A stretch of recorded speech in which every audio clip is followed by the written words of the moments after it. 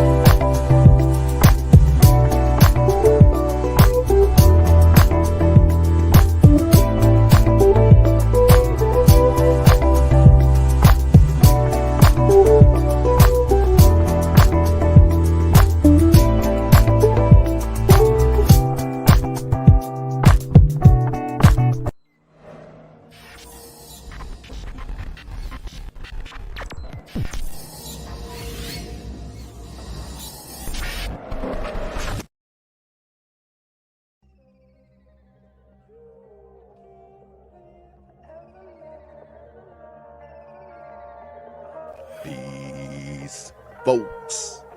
This is X from TPOT Media. Open your mind and wake your black ass up. You know what time it is. Hit that damn like button as you make your way in the door. Grab a seat, settle in, get ready.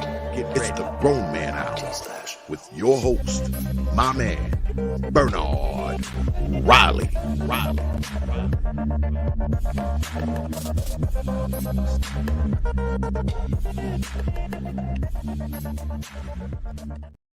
What is up? What's going on? Oh, hold on. That ain't right. There we go. What is up? What's going on, everybody? Shout out to everybody in the building. Do appreciate each and every one of you. Do appreciate each and every one of you for being here. You know the routine. You know how we do. Hit the like button before you, as you come in the building. Hit the like button, whether you're catching it live or you're catching it after it's uploaded. And I said on the last time I watched Pearly Things, because I'm in the process of getting things set up where it's going to be in studio setup, sort of like the show that I'm reviewing today. I'm going to have my show set up something like that. I'm gonna have my show set up something like that. It's gonna be all the way live, and it's gonna be great. So I'm kind of getting annoyed of reviewing stuff that I want to do, but I'm in the process of doing it. So shout out to everybody. Do appreciate each and every one of y'all. Real quick before I get into the main topic here, I will touch on it. I didn't want to do content on it because it's kind of not enough to do content on, even though it's fun to just give your surface level opinion on Andrew Tate and his brother, Top G's. That Top G is corny. I said Andrew Tate, like the coolest dude on earth, but that Top G stuff just sounds real corny. But Yeah, they got arrested. A lot of y'all know it was basically like the police came in and raided, and it was an older video that explains it. As far as what I'm concerned, that explains it for me what actually happened. And I'll say this, and I don't even got the clip ready to go. I should play it. If I could find it in the next 10 seconds, I will play it.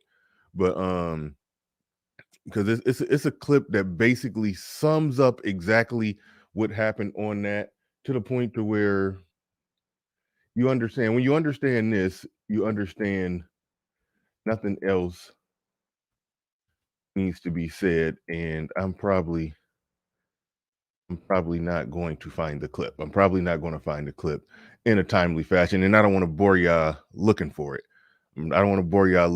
But basically, what happens with major social media figures? Somebody, a hater, inevitably, who that knows where they're at, knows where they're located, will put in a call to the police and just say something wild. They will put a call in to the police and say something wild. And that's what happened to them before. The police showed up at his house before because somebody put a call in and said, "Hey, it's women being held up here against their will. It's trafficking going on here." And then the police supposed to show up and do their job, are they not? They are supposed to show up and do their job. And that's more or less what happened that first time around. And now I just found what I'm looking for, so now I could show y'all the clip that basically explains what I just said, and then we're going to dig right into the main topic. And I could be wrong on this one, but this is what I think happened.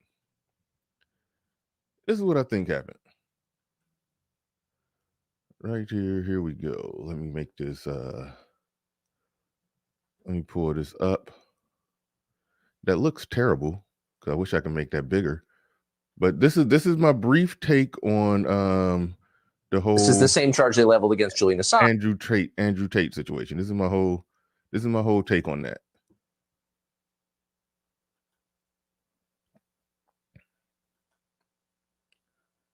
And this is just horribly presented. I apologize. This is horribly presented, taking up just a small portion of the screen. But here goes. If you want to know what my take is on the Andrew Tate situation that I'm not covering right now, but here is my take on it right here. Embassy in Bucharest, Romania, was tipped off to your misdeeds and alerted the local authorities you might be committing human trafficking. This was a while ago. This was over like 6 months ago. This is an old video. This is a flashback. Given that this is the same charge they leveled against Julian Assange, or a species of it, skeptical, but I want to know the details. Were you arrested for human trafficking? What happened? Yeah, I was not arrested. So what happened is I suffered from a case of swatting. It's very popular with people who are large on the internet. Many large YouTubers have been swatted. It's where you call the police and you say somebody has a gun or there's a hostage situation and the SWAT team arrives. Somebody made a phone call to the American embassy saying that I was holding women at my house. The police arrived. And let me state this now. I state this openly to the world. I have absolute respect for the police. I would hate to live in a country where if you call the police saying women are being held against their will, that the police don't respond. That would be terrible. Of course they should come and look. Absolutely. They turned up, they investigated, they realized that nobody was in the house against their will. There was no crime committed. They said, okay, you're not a suspect, but you are a witness to this, along with me, my brother, the housekeeper, the gardener. Everybody who was in the premises at the time was labeled a witness. We had to go to the police station for 45 minutes for pieces of paper. We filled them in and we were let go. I was swatted. Nobody was hurt. There's no human trafficking. So news accounts in the United States. All right. There it is right there. And that's why I'm not going to do any content on it, because it's open shut. If I did a content on it, I'll just be pontificating and just going on and on about this or that, or what they're trying to do to him, or they're trying to make they're essentially going to make a martyr out of him. They're going to make a bigger martyr out of him. He's going to come back with a bigger, better story to tell about how they're out to get him because he's speaking the truth. I mean, it's like they're in a lose-lose. I mean, unless they actually got him, unless they actually got something on him, which I don't think, which I strongly don't believe is the case, then yeah, they're gonna make a martyr out of him. That's what's happening there. and it's more than likely what he's just called right there, swatting. And like I think Jackie Jack just said in the chat room, they did it to Tim Pool. If people know where you're at, they can send the police over there. They can say that you are running an illegal drug ring and you got, you can put in a word to the cops that is 100 pounds of crack over there in somebody's house. I mean, if police get an anonymous tip like that, they bare minimum got to come knock on the door and see what's going on. So there's that. So I'm not even bothering with that. But like I said again, shout out to everybody in the building. We're about to get into this. The TLA, the lead attorney, shout out to the lead attorney who needs no introduction over here. Shout out to the lead attorney. He went on the show called Valuetainment. You've seen a lot of people on there. This was the show where the epic showdown between Coach Greg Adams and Hafiz, where all that went down, and that caused a whole social media or Black YouTube or Black manosphere uproar, because he was basically doing I said he was trying to be blue pill Andrew Tate and was just trying to just go after he was basically trying to just go after the space. That's what he was doing. It was, dressed up in a suit, blue pill version of hashtag content strategy. If you know what I'm talking about, you know what I'm talking about. That's what Hafiz was doing, just trying to go after everybody, but not say no name, throw stones and hide his hands. And Coach Greg Adams gave him the business. He went on Pearly Things. She was a deer in the headlights, in my opinion, but overall, she did end up making him look stupid, or he made himself look stupid. This is that same show that kind of sparked all of that. Now TLA is on there, and Pearly Things is on there with him. Pearly Things is on there with him. I don't care as much about what she's talking about.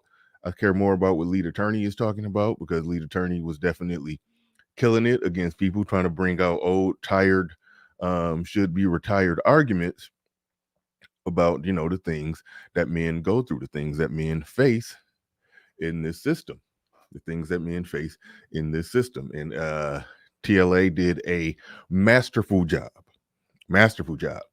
Made very, very quick work of them, but it's so much meat on the bone, and so much that I got to get into and cover with this one. So strap on in.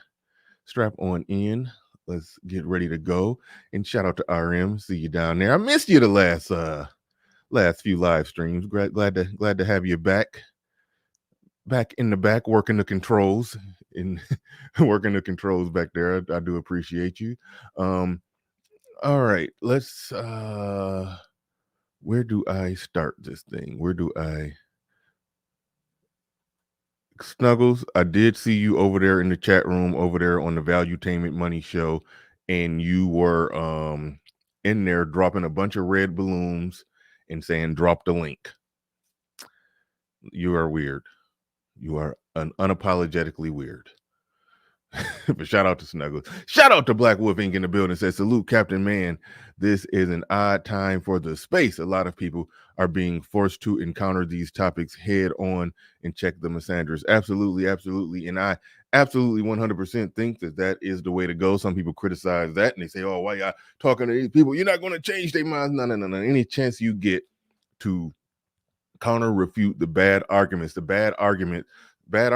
and bad perspective that a lot of people have to put men in a box, you should counter and refute that at every corner. Because you're going to see in this video that I'm going to play, when lead attorney was talking to her about how men lose their kids in a divorce, and she was like, yeah, but why do they lose? She was justifying it, saying that there's perfectly good reason why women get the kids 90% of the time. She was basically talking about, like, she was sitting next to her man while simultaneously talking about men like they were just these awful creatures. And it was a part of it where lead attorney did jump in and say, no man should be with this. He was basically telling that man, you shouldn't be with this woman who thinks so low of men, because you sitting here calling her a unicorn. But when y'all get in the eye of the storm, when y'all have some problems, you know how she views men. So it's like this. Like this gets deep right here. This is one of those streams, those feeds where you look at it and you see the importance of this space when you listen to this conversation. You see the importance and the value of this space instantly when you look at conversations like this. But But let's go ahead. Let's go ahead and get it. Yeah. He was he was he was savage. He was savage on some parts of this. He was savage on some parts of this. Luke Hazley in the building with the $2 super chat. Thank you very much. I do appreciate that. Well, let me go ahead and dig on into it. Hold up. I did. By the way, Absolutely. speaking of subs, you're about to hit 1 million any day, any week now. I'm at I'm like going to skip the pre 9:35, ramble. So That's a very exact number. You know exactly. I was just 935, 936, or AURA, 2 free weeks. You put your stupid self face in the picture. It's all about yourself. What happened to us? What happened to we? That's my opinion. I don't know. You know what's interesting?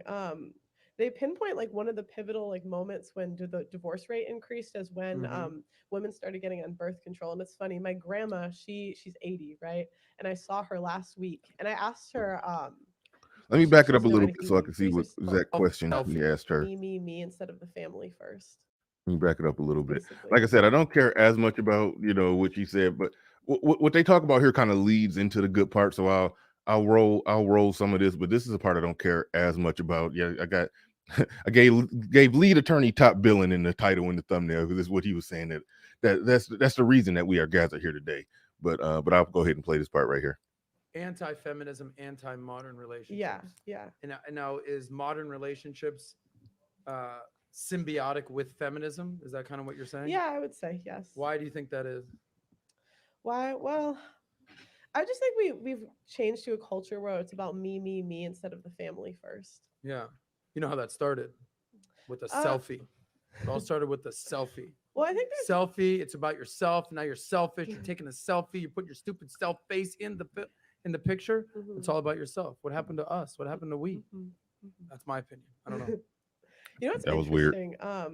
They pinpoint like one of the pivotal like moments when the divorce rate increased as when women started getting on birth control. And it's funny, my grandma, she's 80, right? And I saw her last week, and I asked her, she doesn't know anything about red pill, doesn't know anything about the stats. And I asked her, like, why do you think like people started to get divorced? And she told me birth control. Just interesting. Yeah. Well, I'm not saying that's your like, good friend Rollo, author of The Rational Male, says that birth control. I don't necessarily see how that logically follows that birth control would be the reason why. Okay. I don't think it's the main reason. It's a factor in the equation. It's a factor in the equation that she knows she can get on birth control. That means she could be more promiscuous without taking as much penalty. So I don't need to stay with this dude. I get it. I don't think it's the biggest reason, but it logically follows. I'll just say that and leave that part right there. I'm trying to get past this point. I'm not saying that's your like, good friend Rollo, author of The Rational Male, says that birth control is hypergamy. What does that mean? Meaning, if a woman gets pregnant, she will obviously assess the situation and be like, all right, who's this dude that just knocked me up? Okay, he's a NBA basketball player, aka Brittany Renner. He's a high value man. He's Drake, the Drake condom hot sauce story. All right, this guy, I will have his baby and I'll go out of my way to have his baby. Versus, I was fucked up. It was some dude at the bar. He's homeless, jobless, whatever. Abortion. That's kind of what your grandma's saying. Now that was weird that he went that route, even though I understand exactly what he's saying. But she mentioned birth control. He mentioned abortion. For what he said, for abortion is right. Women do use abortion as a form of hypergamy, even though they're not always the best judges of what dude they should get pregnant by. I mean, they may look a dude up and down and say, man, he's tall and dark-skinned and muscular with some good hair. I want to have his baby or something like that. So they're not the best judges of that. But he sidestepped her conversation, and she's not even going to catch it. And Pearl is good at catching things, but she's not going to even catch it. He kind of sidestepped it where she was talking about birth control. Birth control is putting up a wall before the strike happens. Abortion is after the fact. So yes, a woman can if she's using it in a calculated way, she can use abortion in some type of hypergamous way. Like, I'm only keeping this baby if it's by a man that got a lot of resources. But with birth control, it's a whole different thing. It's putting up the wall to where you're not going to get pregnant by the guy with the resources or J-Rock and them, so that's where it's kind of all over the place, but let's go. I don't know if her grandma knows Drake. I mean, what she knows about abortion. Your grandma don't know. I mean, I don't think my grandma knows what hypergamy is, but she No, was just but the saying like women. concept of Yeah, she was just saying like women get the opportunity to sleep around with no consequences, so they do it. No, that's exactly what it is. Yeah, correct. Is that they have now the choice to say, okay, I'm pregnant. I've never been pregnant. You've been pregnant twice. I mean, I'm not gonna put your shit out there. No. People out there. But women have a choice to say, okay, let me back up. It's been 30, 60, 90 days. Ain't it weird that we live in a world where a woman who has no kids, you could still say, you've been pregnant twice, right? I mean, I don't even, I think he was talking to the chick sitting right next to him when he said that you've been pregnant twice. But I just thought about that. There's a such thing as how many kids you have versus how many times you've actually been pregnant. That's just a weird thing to even think about. I'm pregnant now. Okay, who's the father of the child? And then hypergamy is the definition of hypergamy is the act of dating up or marrying up. So you have this conscious decision to say, I'm not even in a relationship with this person. Do I want to have Drake's baby? Yes. Do I want to have Bill's baby? Hell no. Abortion. It's essentially what grandma's saying. Yeah. And this is why you feel not what grandma was saying, because grandma was saying, I believe birth control is the reason why the divorce rates went up, because women knew that they could go out and mess around and sleep around and do what they want to do and not suffer as much consequence if they were on birth control. He's making a point that's true, but it doesn't really correlate or correspond with the point that she made. So strongly about anti-feminism, like equate the two, I guess, is what I'm asking you. What do you mean? You're saying that you feel so strong about anti-feminism, well, I just think that was caused modern relationships by abortion. So I'm literally trying to marry the two thoughts. Oh well, I mean, I just think that feminism is and always has been a hate group. So it's always been like freedom without the responsibility at the expense of men, often. Where it comes to like, I mean, it just goes back to like no consequences. So when there's birth control, and I'm not saying people will say I want to disagree with that one before the billions. I do think moderators can get into the fight and get into the discussion. I mean, so no, I don't knock that. I don't knock that. He don't have to be just a impartial, dispassionate person who just asks questions. He could get into it. He could probe. I mean, that's fine. I have no issue with that. Want to get rid of birth control. I'm not saying that, but I'm saying when you have birth control, it gets rid of the consequence of sleeping around. Gotcha. And same with abortions. Is what a bad thing? That's a bad thing. I mean, I don't think it's good. I don't think promiscuity is good for a society by and large. Okay. You don't believe so? I mean, what does that mean? Like people shouldn't be having sex unless they're dating? What do you mean? Well, he's asking if people not be having sex unless they're dating or single and sleeping We're talking around, about hookup like, cultures. yeah. I think where you're going here. Like now, those two people, right? Let me make it bigger for you. All right, these two people right here and right here, because I didn't play all the backstory. They're in a relationship. These two, they've been in a relationship a year. And it's kind of funny. Like I think Luke Hazley pointed out that you could tell who's wearing the pants in the relationship. And it's funny how he just said something and she didn't understand. I guess Pearl or whoever didn't understand what he said. So it's like she stepped up to speak for him, to reiterate what he said more firmly. It's a weird thing. This is just the early phases of it, but you're gonna see more little stuff like that going on. Is like what he said wasn't clear enough, didn't stand on his own enough. Let me step up. Let me speak for my man and make his point for him. Hookup culture, body count. I mean, this is something that is pervasive. Body count. Yeah, I mean, I counts. saw a video last week about a girl that slept with 4 guys in 1 week. I mean, I just think that's madness. Yeah. And you I think just think society has gone to like that's crazy. But are you saying that's because she's on the pill, or are you saying she saying could do that without the pill? I'm saying right? the pill adds to it. I'm saying abortion adds to it too. I mean, I know I met someone the other 7 abortions. And it's a weird thing because the woman that he's with, he's calling her a unicorn who will never do nothing wrong to him, but at the same time he's lightweight advocating for women being slutty and sleeping around. It's like it's always a weird thing when you see stuff like that. You see men like he he values this woman and thinks that she'll do nothing wrong. When somebody is pointing out women who do things wrong, he becomes an apologist and make excuses for it and saying, "Oh well, you're saying that women aren't supposed to have sex." He goes down that route. It's like you could see the thought process where he's on some women can do no wrong. You can see the early stages of that. 7. Oh my god. At that point, you can't even tell. 30% of people that have had abortions have had. And by the way, Big Poke Dog in the building with a $20 super chat. Thank you for that. I greatly appreciate it. Greatly appreciate everybody who's supporting the stream. Do appreciate each and every one of you. Shout out to Big Poke Dog coming through with the super chat. Do appreciate you.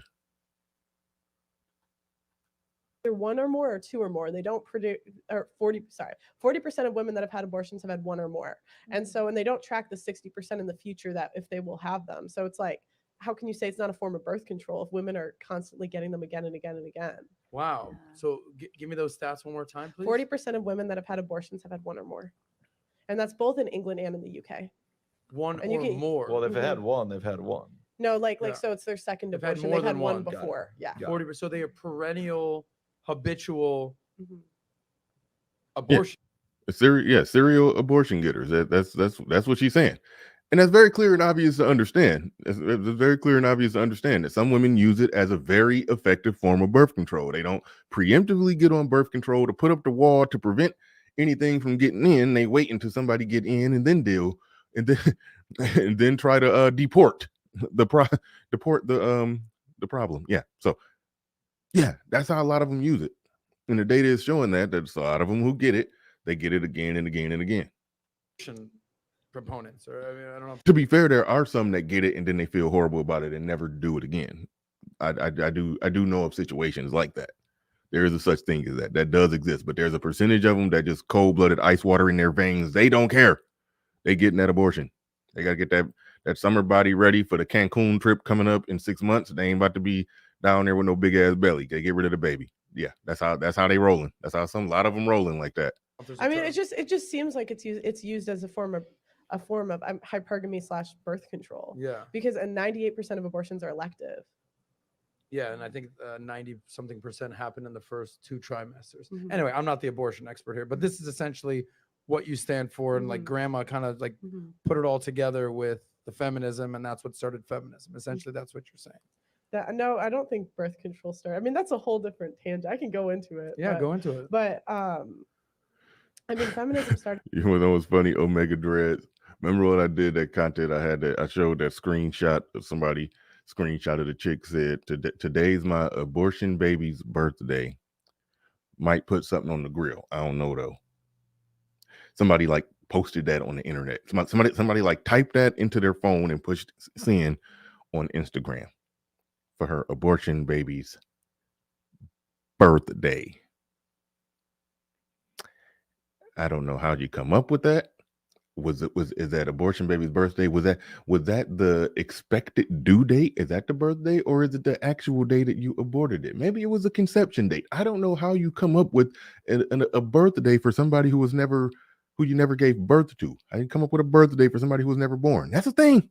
That's a thing now. Started in 1888 in Seneca Falls, New York. So that was when feminism First started. wave feminism. I mean, right to vote, suffrage, right to work in the 50s, all that. You're talking about modern day feminism, a modern woman, right? No, I mean, I would say it's always been one movement. It's always been freedom without responsibility. Oh, so even the original feminism movement. No, those two people are not married. They've been together a year, and she's his unicorn. 1888. 1888 in Seneca Falls, New York. You're not a proponent of that movement. I mean, it depends. What did that? Because it like what I would say is it's always been freedom without responsibility. So even like when they talked about the right to vote, see, we're going on so many different tangents, but even when we talk about the right to vote, like men had to get drafted. So like that. Okay, I'm tired of this argument. Let's skip ahead. Just found that it's more women. So like this woman on the street was talking about, she felt like, oh, I can't walk home alone at night. And my whole point was men can carry my house, and then like that. Sorry, I gotta skip ahead. I started it too early. Yeah. Let's skip to when lead attorney gets in the conversation. And she also called me ugly too. So I was just like, it's like I don't start fights, but I will finish it. Ooh. She was talking about when she got into it with some fat chicks, and she said 300 pounds is too much to be wanting a man that makes X number of dollars or blah blah blah blah blah. And some chicks went off on her and blah blah blah blah blah. All right. So now I think he's throwing it to lead attorney. Okay, so TLA, you haven't really spoken, but let me. All right, here we go. Frame this real quick conversation. before we get TLA in it.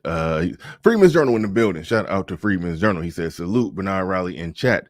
Abortions due to non-consensual sex percentage wise is in the single digits. It's very, very low. It's very, very low. Abortion in the West is birth control. Absolutely, absolutely. No, anybody who make the non-consensual sexual pregnancy, anybody who does that, anybody who makes that argument, they're making a bad argument. Very small percentage. Very, very small percentage. Shout out to Roddy God in the building, says the likes are free. Absolutely. Hit the like button. It's 323 people in here. Y'all should be hitting the like button. And D's nuts. Got him in the building. Shout out to I don't know why I called you D's nuts, but I thought that said D's nuts. If somebody named D's nuts would be in my chat room, and I thought that was you when I saw the D in the nuts, but that says Dusty Nuts. So I got Dusty Nuts confused with D's nuts. My bad. Wrong person who got nuts in their YouTube name. I confused you with D's nuts. This is Dusty Nuts. My bad. Hope Dusty Nuts don't feel insulted because I called him D's nuts. All right. Says, look at my fly ass shoe TLA's. Oh, yeah. He got his legs crossed for a reason. You know what he's doing. He got that shoe sitting up. He got that shoe sitting up at camera level. You know what he's doing.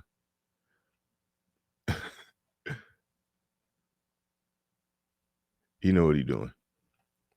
But let's get into it. All right, this is a part. This is the main course. This is what we're here for. We here for TLA to get into it on the on these two people here. A couple who came in and listen. If a couple is together and they happy and they in love and the whole works, I mean, ain't nothing wrong with that. That's a wonderful thing. Go be happy, go be in love. But they were saying a lot of bullshit. They were saying a lot of bullshit that TLA savagely, brutally picked apart. Savagely, brutally picked apart. So let's go. Blackjack Cutter, he said they're going to fight for the right to know. Oh, my goodness, cut it out.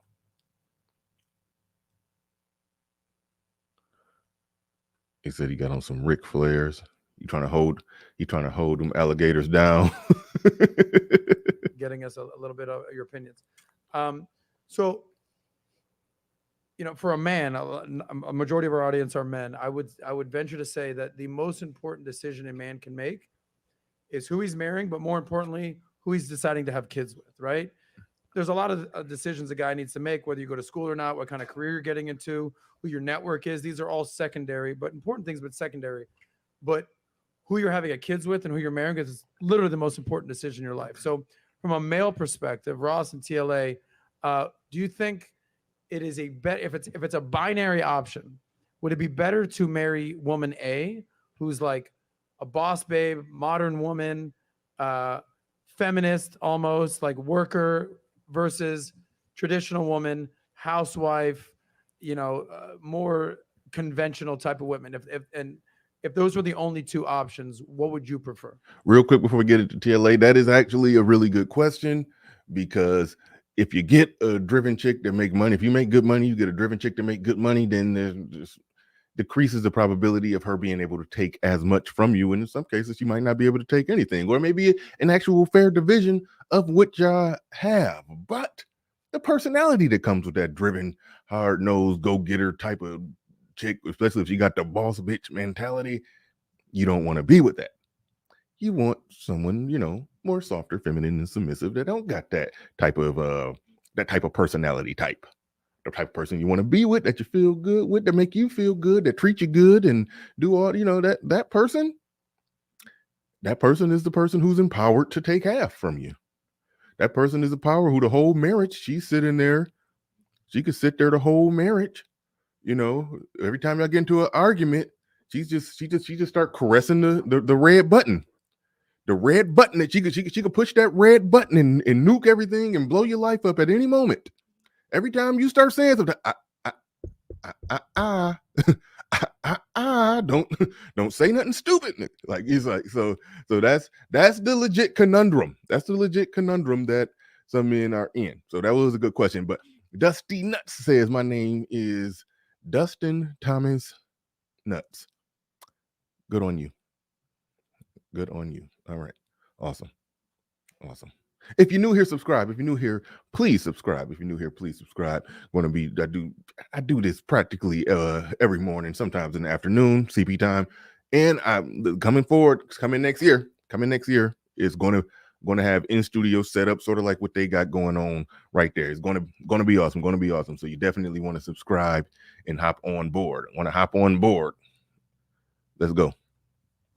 Yeah, it really depends on the couple's individual personalities. Like I've done this for so long, looking at divorces and marriages for 2 decades. I see it a lot differently than normal people who are not in the industry. And what I've come to see is that if two people are really going to work long term, then their personalities have to line up. And one of the biggest factors in terms of personality, you can just say, for example, is the woman's disagreeability, right? And so you'll have a lot of women who are, the boss bitch and all this and all that, and they're really hard driving in their jobs because you kind of have to be hard driving in the business world if you want to get stuff done. The issue is that the level of disagreeability that is required to succeed in the workplace sometimes can make it very difficult to negotiate a long-term relationship. And so if the woman is going to have a high level of disagreeability, that is going to cause some instability in a long-term relationship or in marriage. It might be okay if the husband's level of disagreeability is higher. What you want a gap between the husband's level of disagreeability and the wife's level, right? Now, In short, I look at that as husband disagreeable, wife agreeable. That's a situation where typically the man is going to lead and the woman is going to follow. When two people disagree, typically the person who has the strongest will is the one who's going to get their way, even if they try to say, and a lot of feminists try to say this, oh, no, we're just both going to talk about it and we're going to see who has the best ideas, and whoever has the best ideas, that's what we're going to go with. But it doesn't typically work like that because people disagree. When people disagree, whoever has that strongest ball busting personality, that's the person who's going to get their way, and that's the person who's going to be leading the relationship. So that's why what TLA is saying is very powerful, because he's basically saying if that person's personality type, and Jordan Peterson talks about different personality types and everything like that. So look that up. I think you can go to his website and take a personality test. I think I'm not 100% sure on that, but if it's baked into the cake of their personality that they're just agreeable, and it's baked into the cake of the man's personality that he's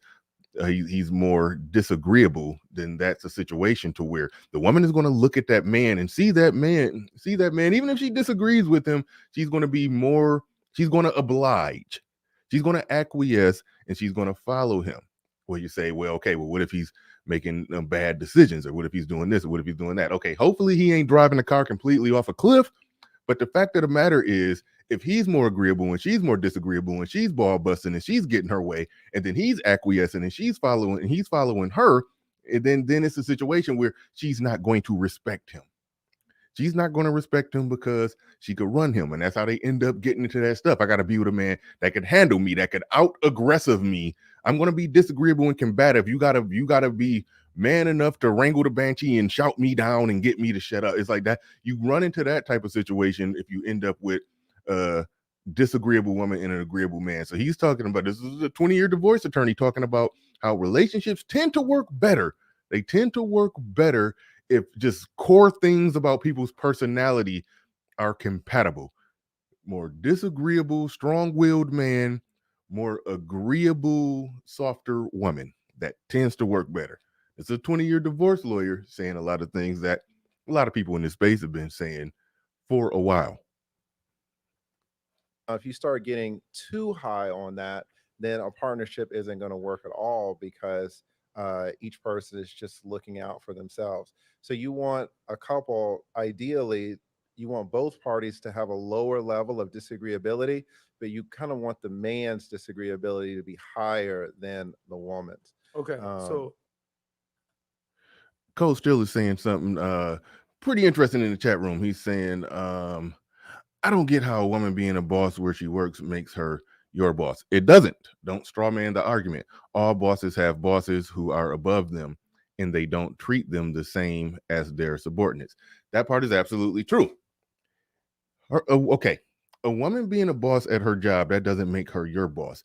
But if you look at the type of person, the personality type that becomes a boss, the competitive, strong-willed, driven personality type that makes it up to those higher levels, or just the overall mentality, the I'm a boss, bitch, you can't tell me shit type of mentality. But even if we just talking about an actual literal boss at the job, I've worked at jobs, I worked at plants, I worked at factories where I had supervisors who there was some female supervisors, I had male supervisors, had female supervisors.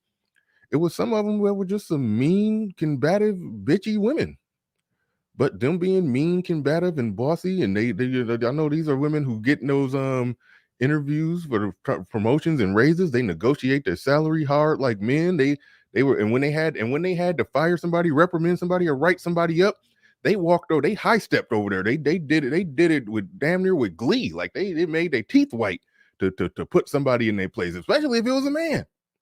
Like, so the women with that type of personality, yeah, I don't think they exactly shut it off. But I did experience a female supervisor who she was just competent at her job. She had her degree. She was competent. She knew how to do her job, but she was the boss at the job, but she was uncomfortable when she had to be, firm. When she walk out of her meeting with her bosses and they tell her like everything is going wrong out there on the assembly line, all your workers are missing this, they're not doing this, they're not doing that, and then she got to call a meeting where she got to get in everybody else's ass about it. She didn't like to do it.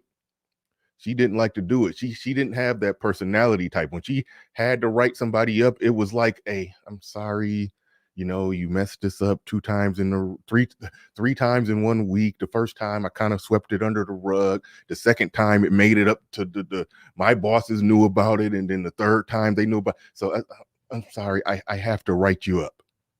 I'm sorry, like that type of person can be a boss at work but still be feminine. I think that type of woman can be a boss at the job and still be feminine and submissive at home with her man. But them other ones who just walked up, just grabbing their nuts, beating them, talking about women. They walked up, beating their chest and grabbing their nuts. Couldn't wait to tell you fucked up. Like those ones, nah, I don't see them. Though, I mean, they'll submit sexually temporarily. I mean, it's hard to be not submissive when you're on your back with your knees on your shoulder. I mean, so yeah, they'll be submissive in that sense, but they'll be normal women in that sense. But overall, no, I don't buy that those types with those personality types that they just turn it off. They'll temporarily turn it off in a sexual context or when they're sexually attracted, but overall, no, they are held to be in relationships with. Even the late great Alan Roger Curry, who was all about dominating women. He said that if he ever ended up in a relationship with a chick that was like that, he ended up having to break up with her because she kept trying to be a power struggle, and he just wasn't going to deal with it. So there's that.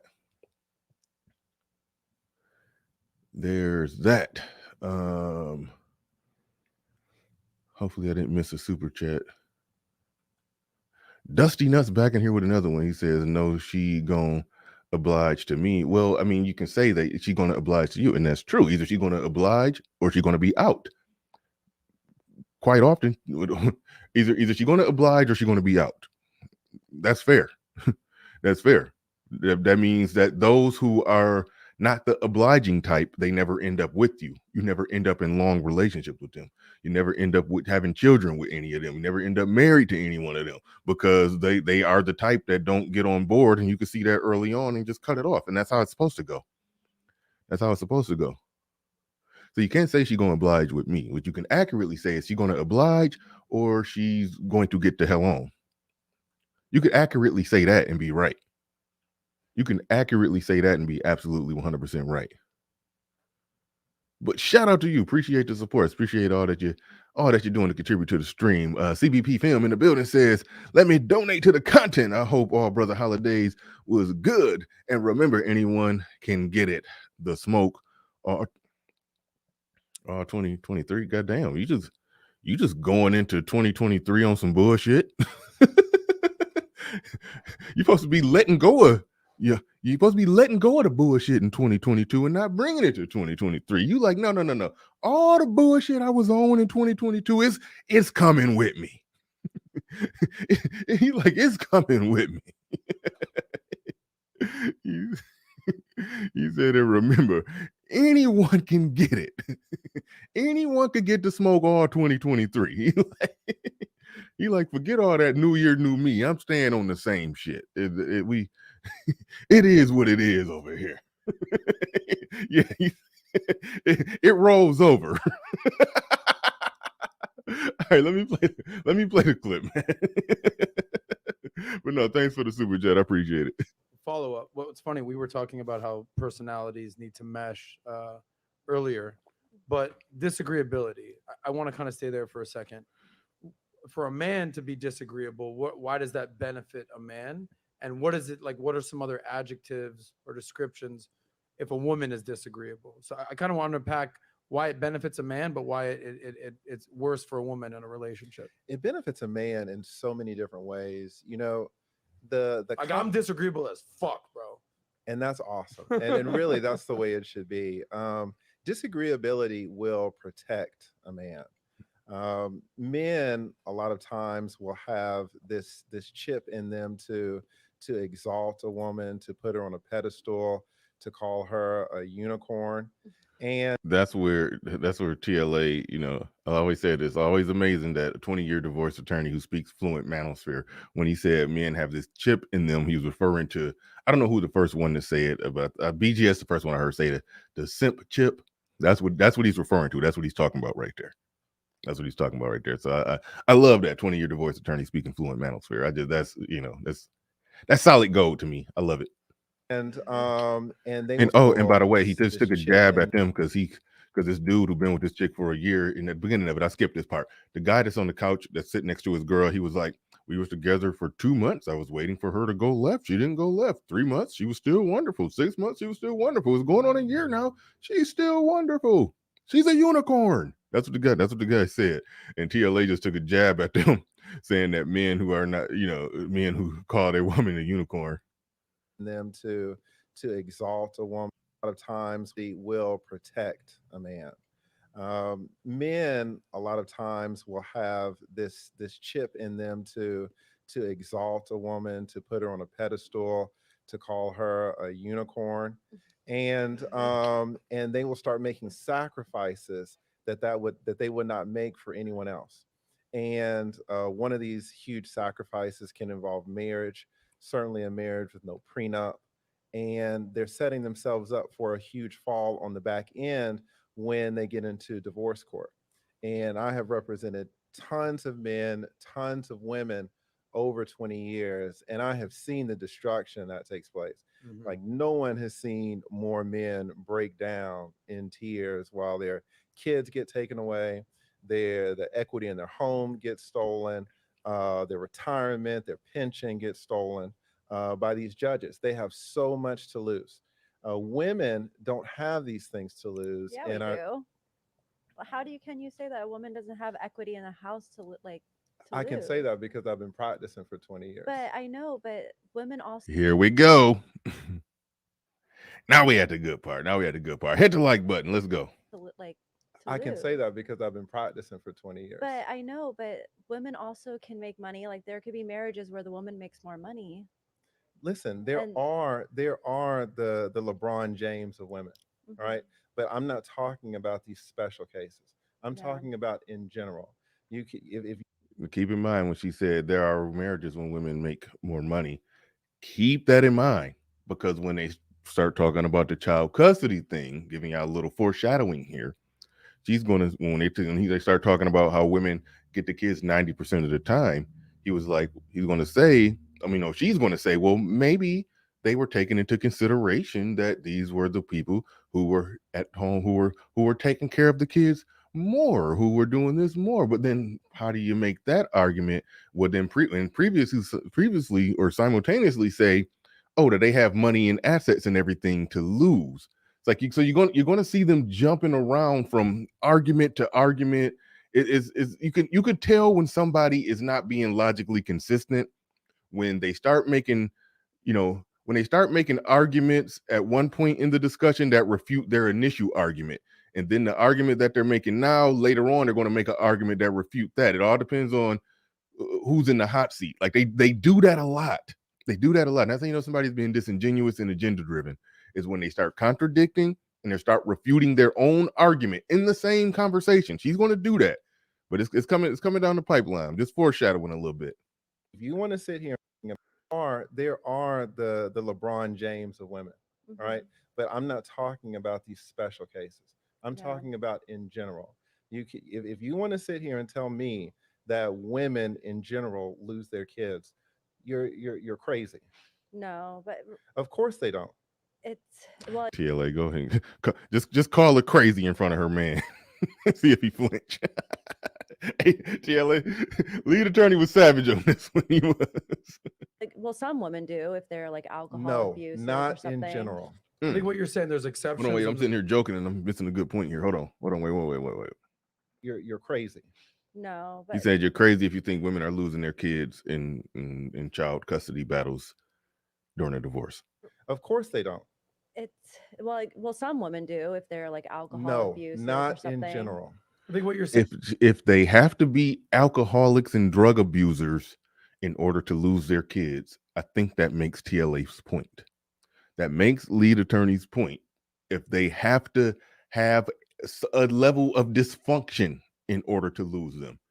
In my experience and experience of everybody in this space that I talked to that got their kids, the woman either didn't want them, she either pulled back, didn't want them, or there was some type of dysfunction that was exposed that made them give the man either 50-50 or primary custody. But normally they say normally they go 50-50 in those situations when she has some level of dysfunction, but she does want the kids. They go 50-50, but then they require her to go to rehab. They require her to go to anger management. They require her to do this and take this class and do this and get this little 90-day sobriety pat on the head certificate or whatever. They do stuff like that while giving them 50-50. They let them work through it. Like that's typically what happens. Saying there's exceptions and there are rules. Exactly. Well, I don't know if Madison was intentionally being disagreeable. Respect. Define disagreeable for women. Yeah. Like I understand, I can appreciate why it is important for a man to be disagreeable. Now, before the billions, I do understand when you say he jump in too much, because they had a good back and forth going, and he's, it's like I don't like when the moderator jumps in when somebody is like 3 moves away from a checkmate, and then you jump in and kind of reset the table, reshuffle the cards, or bump the table, knock the chess pieces over, and then set them back up. I don't like that. I don't know if he's doing it on purpose, but I don't like that. If somebody is 2-3 moves away from a checkmate, go ahead and let them get it before you redirect the conversation somewhere else. Meaning, like, if you're a nice guys finish last. Like, you kind of, like, for a man, you have to kind of go through some shit. You need to be like, It's more important for a man to say no, put his foot down, than just be a yes man to a lot of women. 100%. Thank you for kind of explaining that. For the women, why is it important to not be with a woman who's disagreeable, and define those characteristics, if you would? For a woman. For a woman, you said the worst thing that a woman can be is disagreeable, and that's what ruins relationships. I'm trying to understand what that is exactly. Well, if you have a very disagreeable woman, what you'll find is that there's a lot of butting heads in the relationship, and each person kind of wants to wear the pants, and decisions, even small decisions, turn out to be huge issues that cause problems in the relationship. But even more than that, what is deadly is that the woman can take advantage of the man, and she has the state that can back her up on it. right? And so men just have so much to lose. And every now and then you'll hear a woman say, "Oh, well, women have stuff to lose too." But if you drill down on it, you'll learn that it's the vast minority of women who come out on the short end of the stick. And the women who come out on the short end of the stick so many times deserve it because they're on meth or they're on crack cocaine. You know, people will say, "Oh, well, women can lose their kids," right? Why does she lose their kids? Because she's on crack. She's a drug addict. That's exactly right. Yeah. And so And she basically just said that, and she's going to turn around and disagree with him. But yeah, I just said that, she just said that, and I'm the lead attorney saying that, but she's still going to try to argue from this position that she's already just, she got boxed into a corner where she said something that sort of exposed the truth. And now she's going to argue and fight against the truth that she really just said when she got boxed into a corner. Like I said, when they get boxed into one corner, they start making arguments that contradict their original position, which exposes that they really have no position. So people have these types of ideas, but when you talk to an expert, you really see what the situation is. And I have seen it so many times. Now, people don't look at their relationships like this. You know, a man entering into a relationship is not going to sit back and say, "Okay, I need to give, number one, myself a personality test to see where I fall on the spectrum of agreeability. But then I need to give my woman, my girlfriend, my fiance, I need to get her to take this test too." And it's very easy because women love taking personality tests. And you need to figure out where she is. And it's super, super important because you can be in love with a woman and that woman is not fit for you for marriage. So you're right? recommending that the husband give her a personality test? Absolutely. Okay. And what kind the of husband, test? Like, where do you it's get like the the test? big five. So you can Google just the big five personality test. Like the 5 They're love free. languages? Is that different from this That's person? Bruh. No, that ain't the same shit. Personality totally test? different. Okay, gotcha. You can do it on Jordan Peterson's website. Shout out to Jordan yeah. Peterson. I didn't know you could do it. Okay, on his Ross, website. Okay, cool. I said that earlier in the show. I was trying to think if I didn't know if I was accurate when I said that, but yeah, I was. We taking Pearly's word on that. You can get a personality test on Jordan Peterson's website. Right on. Real quick, before we go further, was 2 things. One, BMS for Tech says we already knew from her pantsuit what she was on. Notice Pura is in a dress, feminine. I'm not in the business of calling female content creators feminine or not feminine. They are industrious business women who's effectively following a business model that they saw laid out by men, and I call them effective content creators who argue the point. They're essentially male advocates, and I definitely consider them allies in the propaganda war. But I don't know them personally to be saying, "Oh, she's so feminine." Like, come on, man. Like that. I don't get into that. I analyze the words that's coming out of their mouth. They're either accurate or inaccurate. When you get into, oh, this content creator who's an industrious businesswoman who's built a vertical business on YouTube and a platform worth millions, like it's a good chance she has that type of that I don't know if type A or whatever type of personality. It's a good chance she has that personality that lead attorney and that they're talking about. It's very possible, but we don't know. We don't know, so that's why I don't get into that. I say she's an effective, efficient content creator who does a solid job arguing the points, perspective, views of men. She advocates for men, and for that, she's an ally, and I respect it. But that whole, oh, look at her, she's so feminine. Like, no, yeah, I think y'all doing it wrong when y'all do that. But anyway, shout out to you. Do appreciate the super chat, but chill on that. She's so feminine stuff. You don't know these chicks. You don't know these chicks. You just know that they make really, really good points. You know that they do good content that you agree with, and that's good, and that's enough to respect them. That's enough to support them. That's enough to support them. Not saying that's enough to welcome them under the tent. That's enough right there. That's enough right there. They are solid content creators. No, genuine trucker. That's not a shot fired. That's not a shot fired. I'm just saying that I think men are doing it wrong when they start analyzing the femininity of a YouTube content creator. I just think you're doing it wrong when you do that. That's all. That's all. I think they bring a lot of value as content creators, and I respect them as content creators. You don't know them personally. But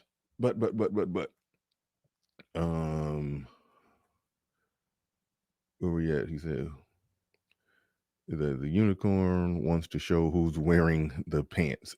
Yeah, I mean, and that can be criticized. Like we can no, you good, you good. I mean, I understand a lot of people view it like that. They looking at these women saying that they are, shining examples of femininity, who who saw men create a market and flourish in that market, and they looked at that market and said, I'm about to dig into this thing too. I'm about to roll up my sleeves and use my intelligence, my industrious business wit, and entrepreneurial spirit, and go out there and like it's a not saying that we can't be a feminine woman and start a business, but I'm saying that it is a masculine jumping out there go getter thing to do. That's all I'm saying. That's all I'm saying. But they are definitely valuable. They're definitely valuable. They do good content. They do excellent content. They are kicking ass. They are kicking ass, and I view them as allies, and I respect them as excellent content creators. But I don't, yeah. I'm not just going to sit there and say, oh, look, she's wearing a dress. It's like, no, that's, yeah. I disagree with that approach. I disagree with that about. No, see, now get out of there, Rod. I ain't going there. I'm not calling anybody vultures. I'm not calling anybody vultures. I'm just saying you don't know a chick to be sitting there, groveling over femininity. That you don't know her. That's all I'm saying. That's all I'm saying.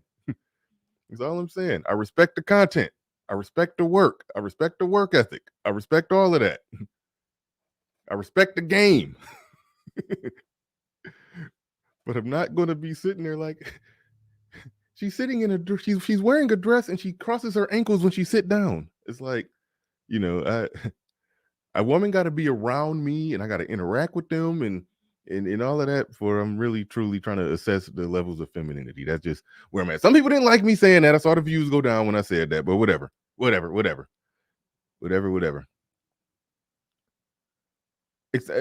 with you on that, Pay May. As long as they are effective, may they carry on. It starts there and it ends there with me. It starts there and it ends there with me.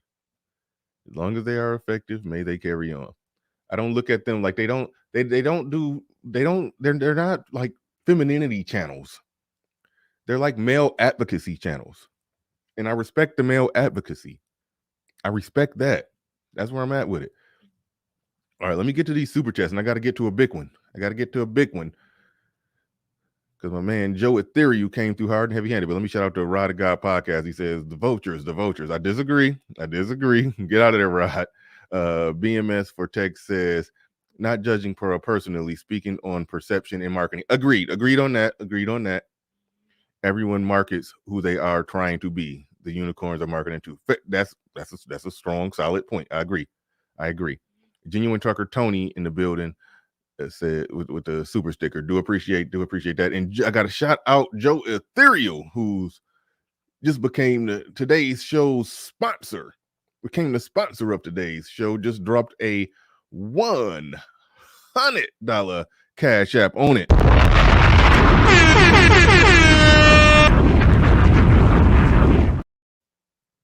Just dropped a $100 Cash App on it. Do shout out to Joe Ethereum. RM, make a sponsor alert banner for Joe Ethereum, dropping a $100 Cash App on it. Do gotta acknowledge the brothers who come through hard and heavy-handed, keeping the lights on in this joint. I do appreciate it.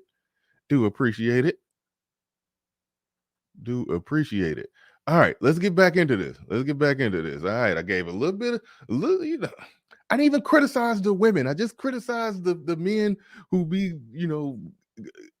groveling and Google eyeing over just chicks on the internet. Like, come on, man. They're content creators. The content is either good or it's bad. That's all I'm saying. And in Pearl's case, the content is grade A 100%. I'm about to copy her style and try to mimic her shit. Why? Because I'm an industrious businessman. She saw what Kevin Samuels and Fresh and Fit was doing, and she copied aspects of that she could. Why? Because she's an industrious businesswoman. These are industrious business people. I don't get caught up in that. Oh, she has on a Little House on a Prairie dress. She's so feminine. I don't get caught up in that. She's either making good points or not good points. She's either right or she's wrong. That's where I'm at with it. And she makes good points and she's right on the majority of what she says. That's where I'm at with it. Let me turn it over to you, because you were with a girl for 10 years. You're obviously with the unicorn that you were able to capture. Congratulations. Thank you. But you also have a lot of friends that have been married. Some are getting divorced. We discussed that earlier. Back to this kind of RM, edit that. Put the amount that he donated in there. Put the amount that he donated in that banner. And thank you very much for that. Love having you here in the back making the banners and stuff for me, because I can't do a show and do all that at the same time. I don't know how other people do it. But anyway, play ball. a binary. I know life isn't binary, right? Like Republican, Democrat, I get that. But, I kind of gave the example of like boss babe, worker, like and things that kind of accompany that versus more the housewife role, complementary. What have you seen in the relationships that work, including your own, that is more of an ideal situation for a wife and a mother? Well, I think he said personalities. Yeah. So I think obviously personalities matter. As far as like how they mesh. Yeah, of course. Okay. But I think a couple of things. I think whether she's a boss and works or she stays at home, there is the. Oh my goodness, dude. Okay. He said he wasn't groveling and Googling. Okay, maybe I was applying some things I've seen other people doing to what he said. Okay, fair point. He says, and you can be industrious and feminine. I think I made that point. He says, you can make good points and be feminine. I never said that you couldn't. He says, you making an argument out of nothing.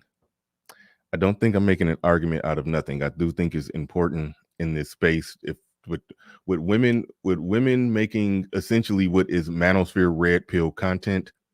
I think the best approach is to just analyze the words that are coming out of their mouth instead of getting caught up in the whole, oh, look at her, she's so feminine, or she's so cute, or she's so this, or she's so that. I think it's better because we're talking about content creators. I don't know. That's where I'm at with it. I mean, they're either effective, efficient content creators or they're not. In the Pearl's case, she is. In somebody like Danica Marie's case, she is. There's a lot of them that are really, really good. Crimson Cure, she's really, really good. That's all I'm saying. That's all I'm saying. If you're good at what you do, then that's great.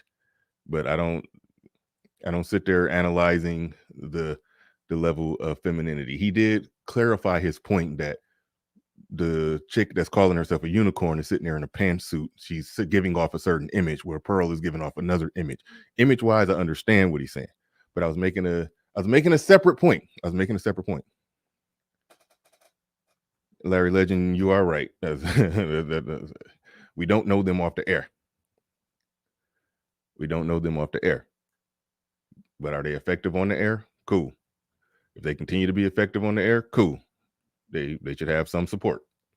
All right, let's go. The saying like happy wife, happy life. Mm-hmm. You can't, like, if she's that type of woman, she's going to be that type of woman. So you already know that when you're dating her. And then most importantly, I would say, hold on. Let me back up to what this dude is saying. All right, we moving on. Yeah, we moving on. Relationships that work, including your own, that is more of an ideal situation for a wife and a mother. Well, I think he said personalities. Yeah. So I think obviously personalities matter. As far as like how they mesh. Yeah, of course. Okay. But I think a couple of things. I think whether she's a boss and works or she stays at home, there is the saying like happy wife, happy life. Mm-hmm. You can't, like, if she's that type of woman, she's going to be that type of woman. So you already know that when you're dating her. And then most importantly, I would say is it's more about independence and dependence, which is, everyone's either, some people are really independent. I'm assuming that women that work are more independent Mm-hmm. and want to do their own thing and have their own time in their own life and do what they want to do. Not necessarily that women that stay at home are, not independent, but they're probably more dependent and have less stuff going on in their life, less. Now, when he said "happy wife, happy life," I think you can hear either TLA or Pearly laughing in the background when he said that. But he said you could kind of hear that. travel for work and stuff with their friends and activities. And so ultimately, I think that's really important, is that if you are, as a male, are dependent and don't need your guy time and don't need to travel for work and don't want to play sports all the time and watch football all the time, and you're more dependent, you got to find someone that's going to work like that. And if you're really independent and she's not, that's where a lot of issues are going to come into play. Gotcha. Like we have a mutual friend, the sports agent, who's traveling like crazy. He's always on the road, very independent, and his wife is also very independent. She's got her own friends, she's got her own crew. If she were very dependent on him, that could be a very major issue in the relationship. Is that kind of what you're saying with that? that's I think for a lot of relationships, it ends up being about time. Yeah. How much time do you spend with each other, whether you're married or not? Mhm. If she wants to spend a lot more time with him than he wants to spend with her, it's going to be an issue, and vice versa. Got it. So while you said the comment, happy wife, happy life, Pearl like perked up. She's like, oh, let me get on this, Dad. So what is wrong with the concept of happy 'Cause life, women- happy wife, happy life? Because, well, one, they just hate that word, that phrase in the manosphere. It's That's why I started terrible. laughing. Right. But it's also because like women are emotional, or our feelings change every single day, every week, depending on where we are in our cycle. Like if the quality of the marriage is dependent on the woman's happiness, it doesn't really make sense because women feel a different way every single day. 100%. And then also implicit in that is that the man is supposed to do something to make the woman happy. Hmm. So you have this type of thing where it's the man's obligation. If the man wants to be happy, then he needs to make the woman happy so that he can be happy. And this is what I was talking about with this whole, men raising up these women on pedestals and subjugating themselves, subjugating their own life, their own happiness for the happiness of another person. Ah, And so this is what you have when you have men calling women unicorns. These men are not realizing that women are not unicorns. Women are one thing. And I see it in court all the time. They are human beings. They are people that will game the system. They are people that are self-interested. And when men go around calling women unicorns, they want to take them out of the realm of being humans, right? And this is what men need to understand. And they don't ever understand that until they get into divorce court, and it's a bad divorce. Every single man that's sitting in front of a judge that's getting his kids taken away, that's getting his home equity taken away, understands that the woman on the other side that's asking for all that is a human being. So not some mythical animal with a horn sticking out of her Why head. do men get their kids? Whew. He said so much right there, and I let that play for a while because I had to let it play. And yes, unlike a lot of y'all pointing out, he keep going back to that unicorn thing. He's being savage. He's being savage. He's going back to the fact that he's calling this woman a unicorn. He's keep calling this woman a unicorn. She's never going to do nothing wrong to me, but he's going to make a bunch of statements that's going to essentially expose that he's wide open for those gut punches. He just perfectly exposed for kicking the nuts. But Pearl and TLA definitely killed it, knocked it out of the park. The whole happy wife, happy life thing, trying to make somebody happen, trying to base the effectiveness of a union, a marriage, a relationship of keeping the person who has the most up and down volatile emotions happy is absolutely crazy. That is absolutely crazy. It has to be like what TLA said from the beginning, an agreeable woman who derives her pleasure from making you happy. Like that's what it is, and that's where it ends. She derives her pleasure from making you happy. If she's agreeable and she's hopping on board with you, and that's what she likes to do, that's what she feels comfortable doing, that's what she feels safe doing, and that's what she's going to do. But if it's about you tap dancing in a top hat, trying to figure out how to make this person who's going to feel one way today and another way tomorrow happy, it's never going to happen. Now, with TLA broke him down perfectly. And the dude responds. His response was, well, why are men losing their kids? He's basically TLA broke it down to the point where he pointed out and effectively pointed out that if you go into it thinking that these women are perfect, even if everything is going well, if you don't find out who and what this person is really about. And if you find out or finally accept or even consider what they're truly capable of when you're in that divorce court, you're behind. You're already over. It's like if you're reading this, it's too late. It's like that's the situation. If you find out at that point, it's already over. Close the curtain. Close the curtain. And I know a lot of people in this space don't like the whole idea and the concept of prenups, but TLA, he actually came on this show and debated some people on that, and he's saying that no, if you do a prenup right, it will actually protect you. I know a lot of people say it'll get thrown out no matter what, or it can still get thrown out. He's saying if you do it right, it will protect you. But even that protection, whether or not you think it could get thrown out or not, the guy who is on the stuff that what this dude is on, he's not even going to get that base level of protection. He's not going to get that base level of protection. He's thinking that, hey, I could just talk to her and tell her how I feel, and she tell me how she feels, and we just love each other and move forward. I mean, in a perfect idealistic world, that is great, but TLA has been in the belly of that beast for 20 years as a divorce attorney. He know it does not work like that. It does not work like that. Wes M is saying, hey, BR, can you increase the volume of the interview? Your voice is strong, but the volume of the interview is 50% low. Oh, shit. Thank you. Somebody else should have told me that. And to answer your question, no, I can't. I think that may be on your end. I got that set at 100. It's a remote everybody else, let me know the volume of their discussion.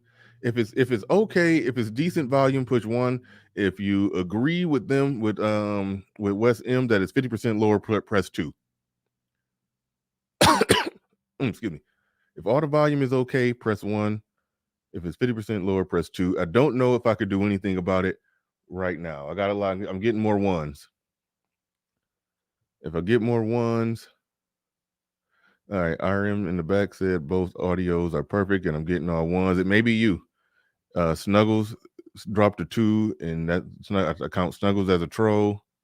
The Mac the Trucker's a 3. I'm giving him a troll vote. It's more ones. Snuggles, that's a troll vote. 69. Okay. Oh, Shannon. Okay, I respect Shannon's opinion. I do respect Shannon's opinion. Okay. Now, yeah. I don't know if I could do anything to fix that. I don't think I could do anything to fix that. Is one shot in the dark, but I don't even want to.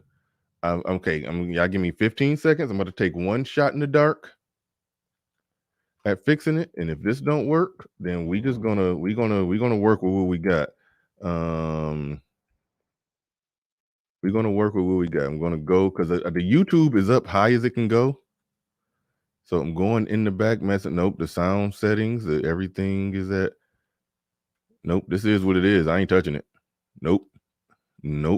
I am not about to mess up the whole show trying to fix something that better than 80% of the people don't have a problem with. All right. so we rolling. Yep, that's what I was looking at, Osmosis. I think the computer main volume is probably need to get bumped up, but something like that is not that ain't something I touch while I'm live. I just don't. So we'll work with it. Human being, not some mythical animal with a horn sticking out of her Why head. do men get their kids taken away? Like I've been divorced. I've got kids. Like I don't know any of my friends who have ever had their kids taken away. The absurdity of somebody asking that question when we know 90% of the time women get the kids in a divorce. So for him to say, why do men get their kids taken away? Like, again, this is a shining example of somebody who just came in, just rode in on a horse, just hell-bent, defend women at all costs. The person who has that mentality and that attitude, that is the type of person who's going to get got. That is the person who's going to get got. It is what it is. No, that's not an agent. I consider the agents are the ones who come into this space and dap everybody up and try to be cool with everybody, and then they start trying to smuggle in they bullshit and come up with some kind of cool way to disarm the manosphere and argue against the point and try to make it look cool and make it look red pill when they do it. Those are the agents. This guy, you know who he is. He's coming through the front door with blue suede shoes on. Like we know what he is. That ain't an agent. Part of being an agent is being a little covert. There ain't nothing covert about homeboy. Are you saying that the vast majority of your friends have 50-50 custody of their kids? If they want Yeah, that, that's yeah. the California No, no, law. no. Okay, now listen to that. He said, if they want that, yeah. If they want that, yeah, that means that the majority don't. No, I'm asking. You say if they want. I'm asking, are you saying that the vast majority of men have 50-50 custody of their kids? Well, my friends, yeah. I mean, I don't know. Okay, how many friends are we talking about? Hey, real quick, they're going to try to argue that California, I meant to look up this before I started the show. They're going to try to argue that California law pushes for 50-50 custody. RM, if you could kind of look that up for me and drop it in the private chat, or anybody else who could find that, because I don't know if they're bullshitting or if they're right only about California. There's still a whole big ass country that's not automatic 50-50. So, but that's the argument that they're going to make. But if anybody could look that up, and one thing that I do know about this through experience, something could be legally worded. Something could be legally worded a certain way and then practiced another way. Sort of like how they say that the divorce laws are not gender neutral. The child custody laws are not gender neutral. Okay. There's no law that says a man must, if this happens, then a man is required to do this. It says the person is required to do this. So it's true that it's not gender specific. That's what I meant to say. They're not gender specific, but the practice of it shows the human bias in it. So it's written fair on paper, but then there's the human element of how they practice it. And some people, I don't know if Shannon is from LA, but he says in all caps, bullshit, that is not California law. All right. Black Wolf saying California law is all female all day. Shannon Rawls says, I am twice divorced in Los Angeles Municipal Court. I live here. I know our divorce law. It's not auto 50-50. All right. So there it is right there. We got that. There it is. We got that. RM just sent me something in the back. Reading it live right now on the air. It says October 26, 2020 in California, it is common for spouses to split 50-50 custody of a child or children, and for one spouse to still owe child support. I mean, that's a separate issue, because if in the event that they do split it 50-50, if one person still makes a lot more money, he still ends up having to pay due to a small technicality, because I technically got 50-50 on paper, but due to the technicality, I make a little bit more money than her. Then I got to pay her just a real small, minuscule amount, real small amount, because I just made a little bit more than her. So I understand how that part works. It's some nonsense. It's some bullshit, but I understand how that works. It says if you are the higher earning parent and you intend to share custody of your children equally, 50-50 custody, you may be ordered to pay some child support or pay some costs. The reason why come down to a little math and splitting hairs, but yeah, that's so yeah, that exactly doesn't explain or answer the question. Is 50-50 the law? Is it auto, or is it is it what they push for? Is it what they actually push for? Like that's no. Yeah, I'm not. That doesn't answer that one, and I don't. And based off the people that we know, based off the people that's in here, who Shannon has been through the system twice with it, and so he know to deal with it. If entitlement is not written into law, then it's not 50-50 law. Okay, all right, we'll go with that.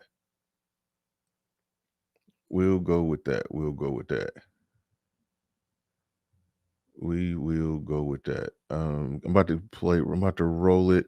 Just double checking something.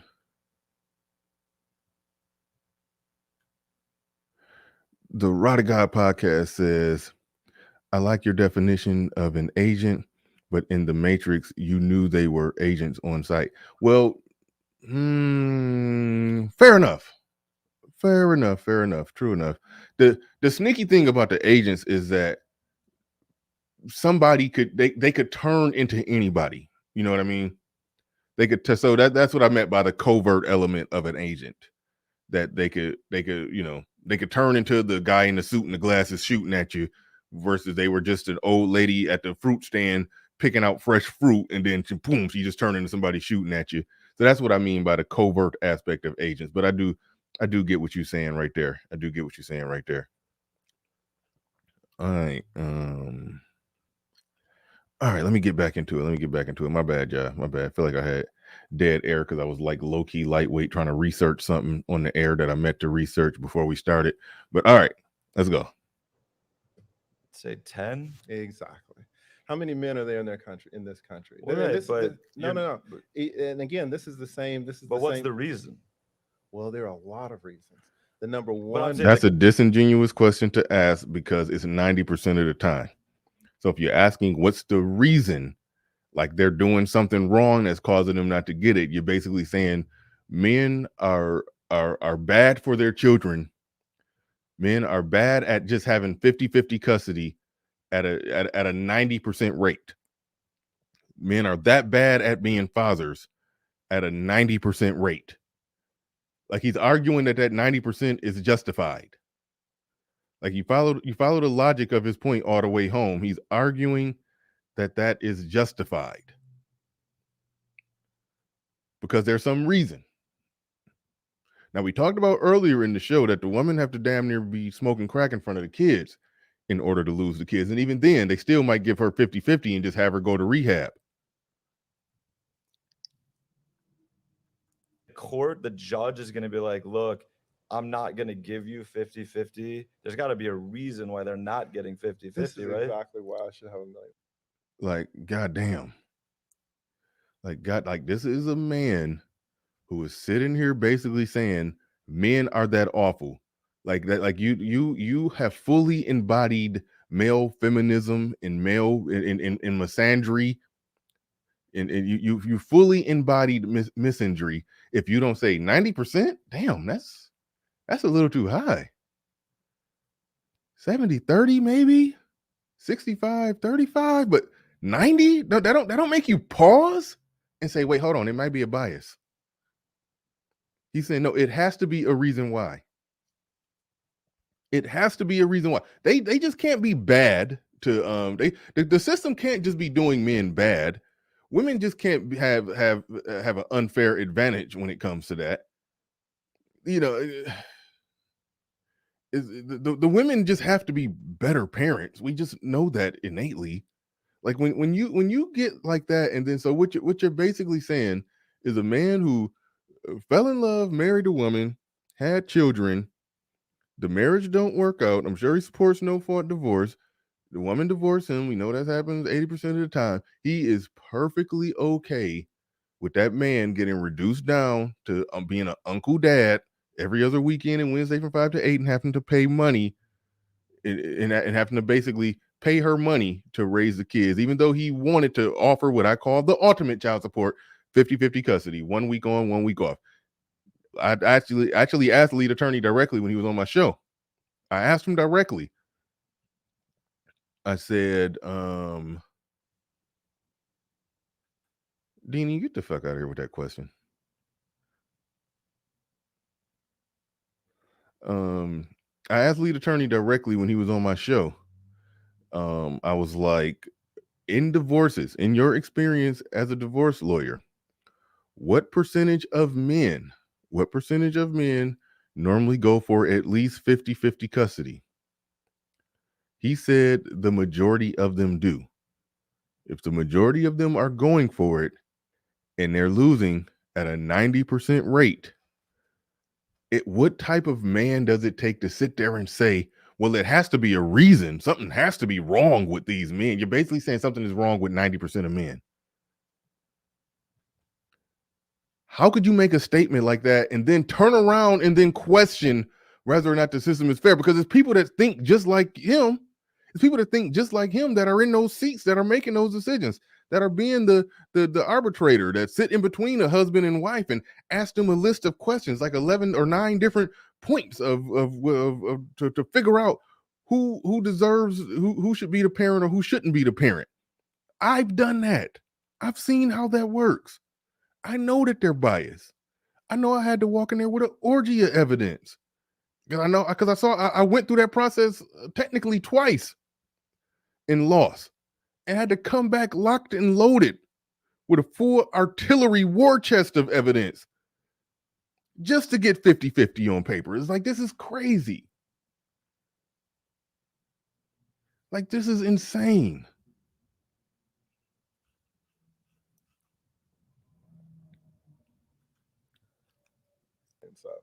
Because Gotta be the judge is going to be like, look, I'm not going to give you 50-50. There's got to be a reason why they're not getting 50-50, this is right? exactly why I should have 1 million subs. Because it's not your fault. It's not your fault. If you don't know, you don't know. Like there's no problem. I just asked you the question. And I'm explaining it, but give me 1 second because Okay. this is very important. This is something that men need to know because there's so many men that want to have kids. There's so many men that want this. I'll go ahead and address this. I timed out Deanie when he asked that question. Is TLA an agent? Based off my definition of an agent, Deanie, you are the agent. Like, let's just go ahead and just call that. You are the one who come in here cool, super chat, cool with everybody, you know, laugh and joke and dap everybody up, and then just gradually start rolling out your blue pill simping bullshit. This is the person who got up there and said, well, you can't blame Meg Thee Stallion. She didn't actually prosecute or charge Tory Lanez with anything. She's the one who accused him. Like, what? It's like he does shit like that. And like, those are the people that are the agents. Shots fired, but those are the people that are the agents. The ones who come on here and try to be cool, dap everybody up, float under the radar, get sort of accepted into the club, super chat, get a wrench, and then start floating out their bullshit. Them the agents. So how dare you come in here and do that about lead attorney, who we watching him on the front lines fighting against the bullshit. Like, come on. Like that's the bullshit. That's the bullshit.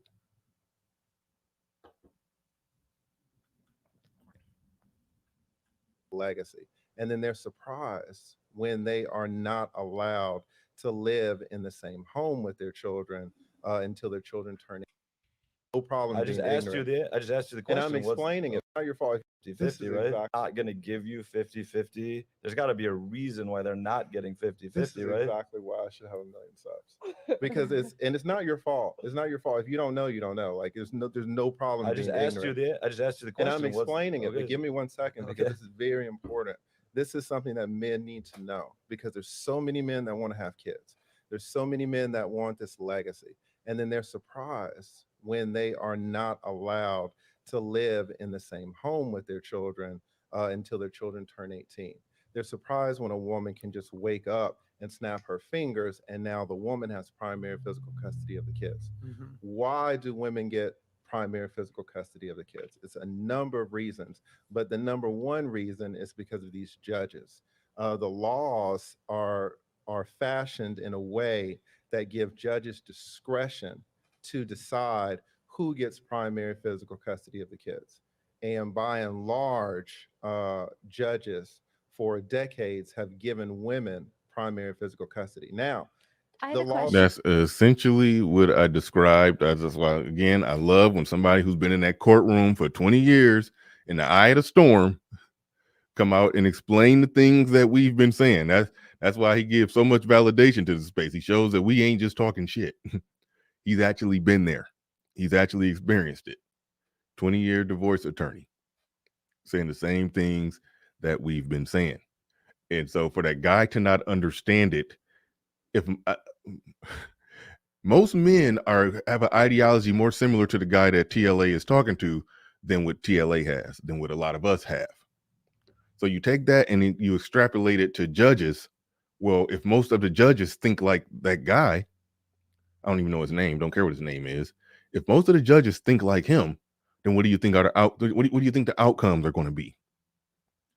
That's why this space has a lot of value.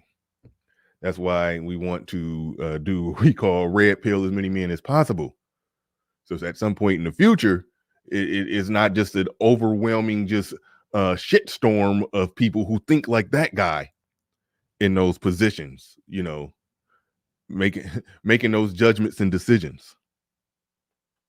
Do judges Given, and by and large, judges for decades have given women primary physical custody. Now, I had the a law- question. Do judges look at also who was already kind of the primary custodial parent, like who was taking care of the kids more? judges are Oh, supposed. now wait a minute. Yeah, I remember what she said earlier in the show. Yeah, I remember what she said earlier in the show when the lead attorney said that men be losing everything. And then her argument is, wait a minute, women, we lose too. We have assets. We own equity in the home. We make money. We pay for things in these marriages. Remember she said that? But now that we're having the child custody portion of the discussion, now all of a sudden the women is Holly homemaker at home nursing children and taking care of children, and that's why the judge made the decision. So they were industrious boss bitches paying for everything and having and building everything that the marriage owns in terms of assets when the argument was convenient. But then when we talked about them getting the kids, oh, now they're 1950s housewives who are the ones who've been nurturing and caring for the kids. You see how they contradict themselves? You see how they make whatever argument is convenient for whatever narrative they're trying to sell? You see how they do that? They do that consistently. They do that consistently. And that's how you know you don't have a firm argument. That's how you know you don't have an argument. That's how you know that you are just on some defend women at all costs for any reason against all reason. It doesn't matter. You're going to defend whatever benefits the woman. That's what you're going to defend. You're going to contradict yourself. You're going to flip-flop. You're going to change your argument. You're going to make arguments that refute your original argument. That's what they're doing. That's what they're doing. Mr. Tobert in the building says, paying dues. Keep up the great work. Shout out to Mr. Tobert. Met that brother in person. Met that brother in person in Atlanta in 2021. Shout out to him. Shout out to him. Shout out to everybody in the building. I think I missed a couple super chats. Rod of God podcast. Okay, he was talking about my definition of an agent. I actually saw that one. This is the one that I messed up. He says, is it me or does the dude look like a Mark? Yeah, he looked like his name could be Mark, definitely. Osama Abdul says, Pearl all about that money. She me too or black train. I would rather you not super chat that. That's something I didn't cover that. I didn't get into that. I kind of understood the story generally. But I actually didn't know that much about it. My general understanding. I ain't about to get into that. Because I didn't cover that or look too deep into that. I really didn't, because like I said, I don't put that much stock in who these people, who they are as people. I just look at their content, and the content is good or bad, like their pixels on the screen of my phone. I don't dig deep into that. I did have an opinion on it for the brief time that I did look at it, but nah, that's some. I'm doing a show here. You're gonna try to just throw that into the mix. Genuine Trucker Tony in the building with the super sticker. I think I may have already read that one. But man, come on, bruh. That's you have a way of getting me to comment on things. you will send a well-crafted super chat to get me commented on something that I didn't care to comment on. You have a way of doing that. Osama Abdul is known for that. My general take on it, if I remember it right, I'll just say this is my general take on it. She was a girl. She liked the attention. When the attention went to him full blown making a move, she pulled back. But meanwhile, she was loving the attention. Then when she got older and a little older and really thought about it and then realized her sister was going to be doing good, getting groomed by the same guy after the guy basically coached girls from 9th grade to 12th grade, and when they turn 18, he tried to smash. I mean, yeah, she after the fact said, nah, this ain't cool. I gotta report this. And there's nothing wrong with that, but you can accurately point out that she didn't see nothing wrong with it at the time because she was loving and feeling the attention until the attention turned into a full-blown offer of some dick. She's a woman. That's just that. That's what it is. All right. That's my take on it. So you're the only one that can do that. Send a very well-crafted super chat to get me to give my opinion on some shit that I didn't really care to talk about. But there's that. You got me. All right. Let's roll it.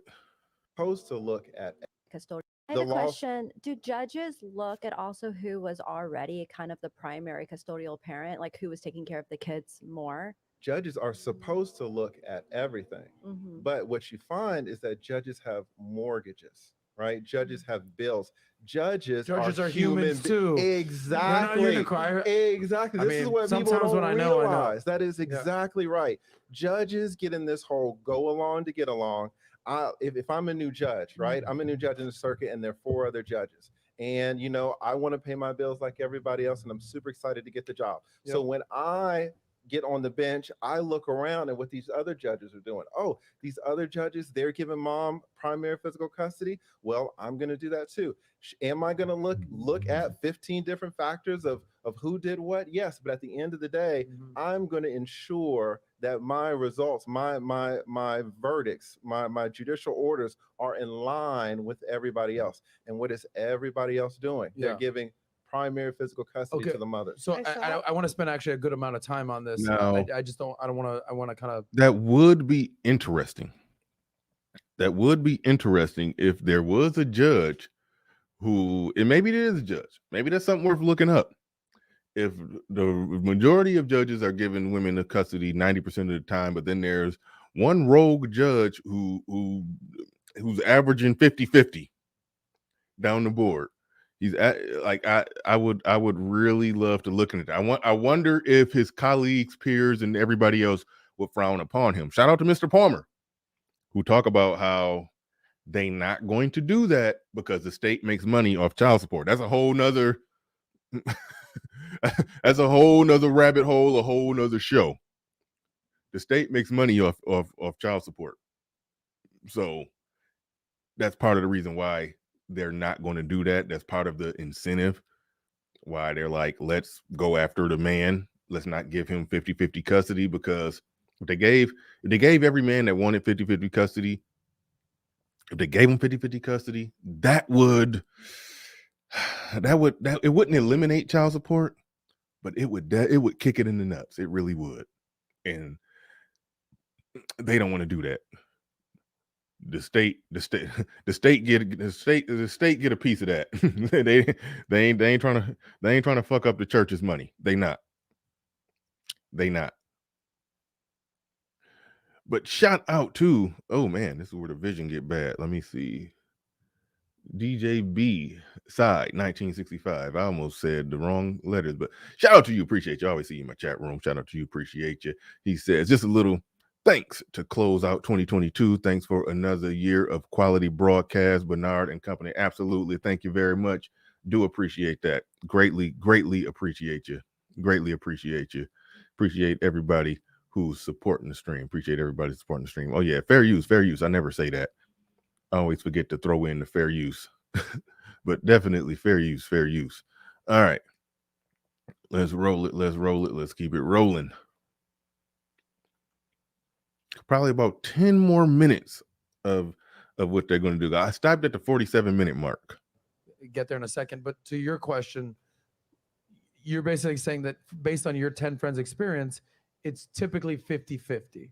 Is that Right, what you're saying? But he's saying that judges are human and that the judge makes the decision. But not really giving a reason as to why the judge would make that decision. I just gave one reason. This is, I just gave one, but what is the actual, like, just be clear, what is the typical number? well, let me say Like, this. is it, I've never been divorced, I've never have kids, but if he's saying it's closer to 50-50, you're saying it's closer to what? Nowhere near What 50, is it? 50. I mean, it could be 70%, 80%, depends on the jurisdiction. Yeah. I mean, it's crazy to think that men get custody. So then what was the guy supposed to do about it beforehand? What do you mean? What's he supposed to do about it? Like, you're saying he gets divorced, he has children, you're saying goes to a judge, he doesn't get 50-50. What was he supposed to do beforehand to ensure that he would get 50-50? There's nothing he can do. So now what he's doing right there, what the guy is doing right there, whose name I don't know and I don't care what his name is, this is what he's doing. And we see a lot of simps come up and do this when we make a lot of arguments. We will make a point, an ironclad point. Okay, we will make an ironclad point. The first thing is to deny it. That's phase one. Deny the point. Deny the point. After they deny it and then they get disabused of that point, they get refuted, defeated, and debunked, then they pivot to, okay, well, what's the solution? Ignoring the fact that everything that they were standing on is like they don't exactly admit or concede defeat. They just try to pivot the conversation somewhere else. They end up getting in the, okay, what's the solution crowd. That's what they end up doing. That's what they end up doing. And if it's something like this, that the solution is really hard, really broad, is going to take a damn near cultural movement to the degree of the movements that took place in the 60s and 70s. It's going to take the civil rights movement and second wave of feminism style cultural movement to really move this thing in a different direction. If no solution can be offered, that's a quick, okay, what's the solution? What's the solution? Give me a solution. See, that's phase three, where they start trying to transition into the "well, just shut up" argument. That's essentially what they're doing. They start off denying it. They start off with denial. They get defeated, debunked, and dismantled, and then they move to, okay, what's the solution? If the solution isn't a quick, immediate fix solution, then it turns into just shut up. We see that all the time on this show. Shout out to OGJ Speed. Why I'm taking shots at OG. I like OG. I know y'all hate him. I like him. Something up doing the building says, true indeed, BR.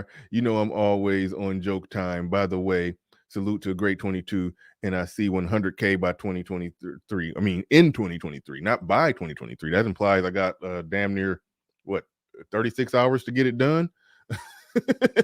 You mean 100K in 2023? I see that too. I see big things coming. It's coming. He says, salute to your success and constant evolution. Absolutely. Thank you very much. Appreciate that. Also, shout out to James Wingate in the building. He says, that is why states and politicians are getting nervous about men not wanting kids or marriage. Now they are trying to get men to step up, but no way. Yeah, I think part of the thing is keep pushing forward, keep pushing against that wall. Something's going to happen. That's where I'm at with it. Keep pushing against that wall. Something is going to happen. They're going to realize it's a situation. They're going to realize what they're losing. They're going to realize what they're losing if they truly start seeing men walking away. And I'm very pro family, but I understand that if a generation of men go through some civil disobedience that force a change in the culture, in the system, in the laws, I'm all for it. Sacrifices must be made. Sacrifices must be made. But shout out to Ryan Decipher coming through hard and heavy-handed with a $100 super.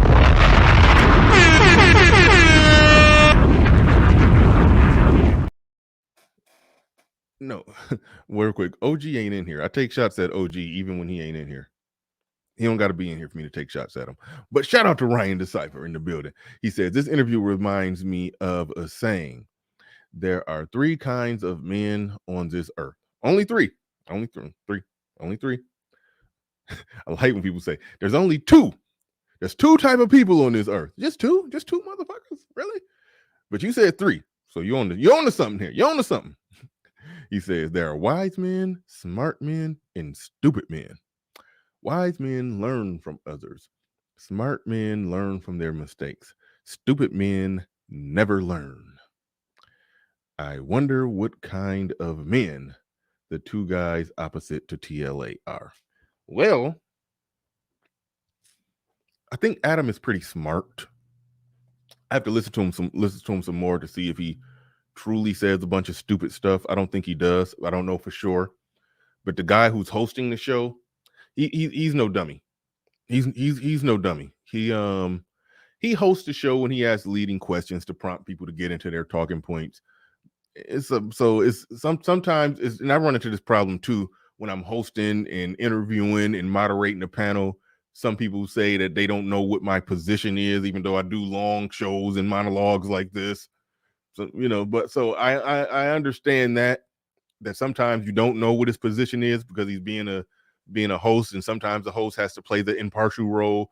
But I don't hear him making strong affirmative stances on things that are just stupid. He's not the same as the guy that TLA is debating. So I will give Adam, the host of this show, the YouTube channel Valuetainment Money, I believe it's called.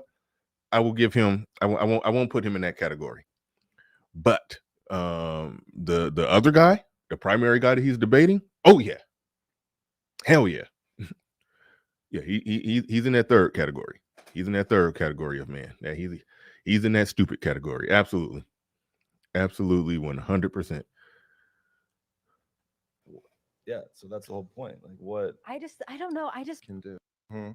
what was he supposed to do beforehand to ensure that he would get 50-50? There's nothing he can do. So yeah, so that's the whole point. Like, what I don't know. I just find this so absurd. So you Well, let me just say this. There are things you can do to increase your odds, but far as an ironclad method, if that woman show up and there's no signs of obvious dysfunction, and she shows up presenting as a decent human being, and there's no signs of obvious dysfunction, and she wants primary custody, and she wants you to be the weekend dad every other weekend and Wednesday from 5 to 8, she want to put you on Uncle Dad status and collect the check from you. There's things you can do to minimize the probability of it, but there's nothing you can do to ensure it. That was the question. The question is, what can you do to ensure it? Yeah, 20-year divorce attorney is saying there's nothing you can do to ensure it.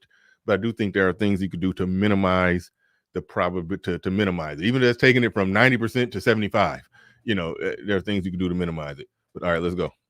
yeah, so that's the whole sure that he would get 50-50. There's nothing he can do. So yeah, so that's the whole point. Like, what I don't know. I just find this so absurd. So you practice in Atlanta, right? That's exactly right. So the rules and the laws are probably differently, and the system is probably different in every state. It's state to state, that's true. Yeah. But in pretty much every state in the nation, the rules, the laws are set to where there's no preference given. Because in California, they actually try to push the fathers to be more involved and have the kids more. And so they push to have that 50-50 custody if the when father. you say they, who is they? The system, the judge, the courtroom. So you're saying that the judge the tries attorney more actually preference given. Because in California, they actually try to push the fathers to be more involved and have the kids more. And so they push to have that 50-50 custody if the when father. You say they, who is they? The system, the judge, the courtroom. So you're saying that the judge the tries. Attorneys. No, wait, let's be specific Yeah. because you're speaking in all these generalities, and I want to know specifically when you say they are pushing men to have more time with their kids. Who is they? Court judge. What is That's the what I've judge? been told from attorneys. That's what you've been told. Okay, which judge is pushing for fathers to have more time with their so kids? basically what they say is that they Who really says? like my attorney when I did everything. Okay, your attorney, your one Yes. attorney Well, right, said, but you're just one You're attorney. just one attorney as well. I mean, right, but I've been doing this for 20 years. But yeah, the other- but I'm so trying to- I- I'm- my divorce attorney was one of the top in San Diego. But that's what but what the other you're point saying. though that you're saying though that doesn't make any sense is you're saying that the judges choose that men. They can't make that argument that you're just one attorney if the objective facts of reality is that women get the kids 90% of the time. That means even though he's just one attorney, what he's saying is more accurately reflects what's happening in reality versus what her attorney is allegedly saying. And a lot of people who live in California have confirmed that they're not pushing for 50-50 over there. And it's not automatic. Now, there are some places that may be more lenient to it, but I think we have every good reason to believe that that liberal California is more lenient towards the women. Now, there are some people that go very liberal and feminist to the point to where they actually the true feminist the true feminists believe in 50-50 custody. The true feminists. And when I shouldn't even say true feminists. There's some feminists that are actually true believers, and then there's some feminists who are they're just trying to get more power for women. But the feminists that are really the true believers, they want women freed up to hit the workforce and make their money and live and operate and do everything that a man can do. Then there's the ones that just want the woman to get whatever she wants regardless of the situation. So I mean, if California actually starts swinging the pendulum that far to where they've come back around, then okay. But as of right now, there's no evidence of that other than her just saying it. When I asked the question, a lot of people from my chat room from California came out, even Shannon Rawls, who I definitely trust, who said he's been divorced twice. In California, and they are not pushing for automatic 50-50 custody out there. Okay, we went back to disagreeability. Mm-hmm. What is the guy supposed to do? Like, so if Adam's gonna get married and he's gonna have children, you didn't really get to helping him. So like, what I mean, is? I think What that's can he- why That's what I'm trying to tell so you. many men are walking away from marriage today. Exactly. Is because it doesn't benefit It's a them. bad deal. Is what Yeah, you're it's a bad deal You're for saying, guys how do today. we fix it? And this is what I'm telling you. For an individual man right now, there is no fix. Now, So you're saying to not get married? the laws are changing. In Atlanta, for example, they've just started this year pushing that to move away from the system where father says 50-50 custody reduces the amount of child support and matching funds from the Fed. The monetary incentive for all judges is to get as much child support as possible. Yeah, you basically said the same thing that I said earlier, but you put it in more precise words. And like I said, shout out to Mr. Palmer. He spends a great deal of time. Actually, I interviewed him talking about that. So yeah. So that is a thing. That is one of the backhanded technical reasons why they do it, other than just female bias and feminism and all of that stuff. That is a technical monetary reason how they get more money. It feeds more money into the system if more men are paying child support. That's excuse me. That's the truly fucked up part about it. are changing. In Atlanta, for example, they've just started this year pushing that to move away from the system where fathers or mothers can get custody, because what judges are doing, they're using that discretion to just basically give mothers custody. Now, Georgia is moving to a system to where the default is 50-50. And that's where we need to be. If the judge starts out and says, okay, here's what we're going to do. You guys are going to get divorced. That's fine. 50% of the time with the mom, 50% of the time with the dad. Now, if anybody has any objection to that, I'll listen. And if anybody doesn't want that, I'll listen. That's how California is. That's now here's the deal. Now, if he says that Atlanta is in the early stages of moving in that direction, and Atlanta is the the Black America capital of the world. That's our little Wakanda over there. That is a good thing. That is a beautiful thing, you know. Like, so shout out to Atlanta if they're moving in that direction. Here's my issue with it.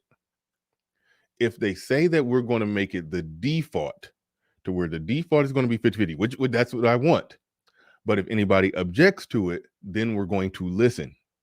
Then we run into that problem is, okay, it's default 50-50 custody, but if the woman rejects, if woman objects to it, do they then basically enact the previous system that was already there? You see what I'm saying? If the woman objects to it, is she still in advantage, and is the man still guilty until proven innocent of being a good father? So that's how they could clean it up on paper, but then still end up giving women what they want, because the majority of them are going to say, no, I want full primary custody. Well, why do you want full primary custody? And they're basically just going to restart the same game. They just put an extra step in the equation, an easy skippable step in a math. You know how there's a math problem with a hard math problem with 11 steps to the equation, but you can skip one of the steps. They're just adding a skippable step potentially. But hopefully they do it right, to where 50-50 is the default, and somebody has to prove some type of dysfunction for the reason why this particular parent does not deserve 50-50. If it's on that, if Atlanta moves in that direction, then I'm all for it. I'm all for it, and I support that, and I think that should be the model of how every other country should operate. I mean, how every other state, city, municipality, or whatever the hell should operate. Now, this chick who's saying that California operates like that, I think she's capping. California Yeah, is. We're so talking. I want that now. If anybody has any objection to that, I'll listen. And if anybody doesn't want that, I'll listen. That's how But California is. that's how California is. Yeah, But we're so talking that's- about the nation. We're not cherry picking over here. This is what I'm trying to tell you. It's not, oh, my one friend this, or But oh, this you're particular state. speaking to Atlanta, right? And women But or what was men the only other win question? custody. It's like 20% of the time. Mhm. Yeah, let me get Exactly. this- I mean, let me- the if you're- vast Guys, if I majority of may, let me get to time- some stats, and I want to get your opinion on this. So, we're going to cover relationships, who to date, who not to date, divorce, all that. We're all over the map here. All good. Have fun. So here's some divorce stats for you guys. Nationally, we're not cherry picking over here. Exactly. Here's some stats for you guys. Man versus woman. Women file for divorce 70% of the time. That goes up to 90% of the time when they're college educated. Beware those smart girls, y'all. Women get the kids 90% of the time. This is what she doesn't Average child understand. support payment is $720 a month. Alimony is around 40% of the guy's income. These are stats. And then men are way more likely to end up getting depressed, fat, alcohol, drugs, and suicidal. So back to this. I know you said he looked like he's saving him, but he jumped in, he interrupted the flow, but he came in with some hold up, let me get that right. Hold on. But no, he came in with some stuff that was that basically makes TLA's point and dunks on their point. So I'm good with that interruption. This point that I kind of want to discuss, the divorce rate, 70% women initiate this. You said this is exactly why men are so hesitant to get married today. So is marriage an outdated deal for men? What do you think, Pearl? I mean, I think men and women are better together, and like I've heard Rod, where's that? I've heard that stat. I've heard people say that stat. I've actually only heard that stat on this show. I don't know where else. I don't know where to find that. I just hear it, and that's just that. But I don't. So I can't speak to the validity of that. I never looked it up. But James Wingate in the building says check Senator on Fox News about men not marrying. I think I know what you're talking about. It says check senator. I don't know what you mean by check senator on Fox News about men not marrying. I know they've done some work on that over there about men not marrying. They don't do work on women not divorcing or women anyway. All right. I mean women filing for divorce and taking kids. But anyway, Rod of God podcast in the building says 6 more for the goal. Support Black Male Media. Absolutely, absolutely appreciate you. Rod of God, appreciate you. Jay Freeman Blackman in the building with a 1.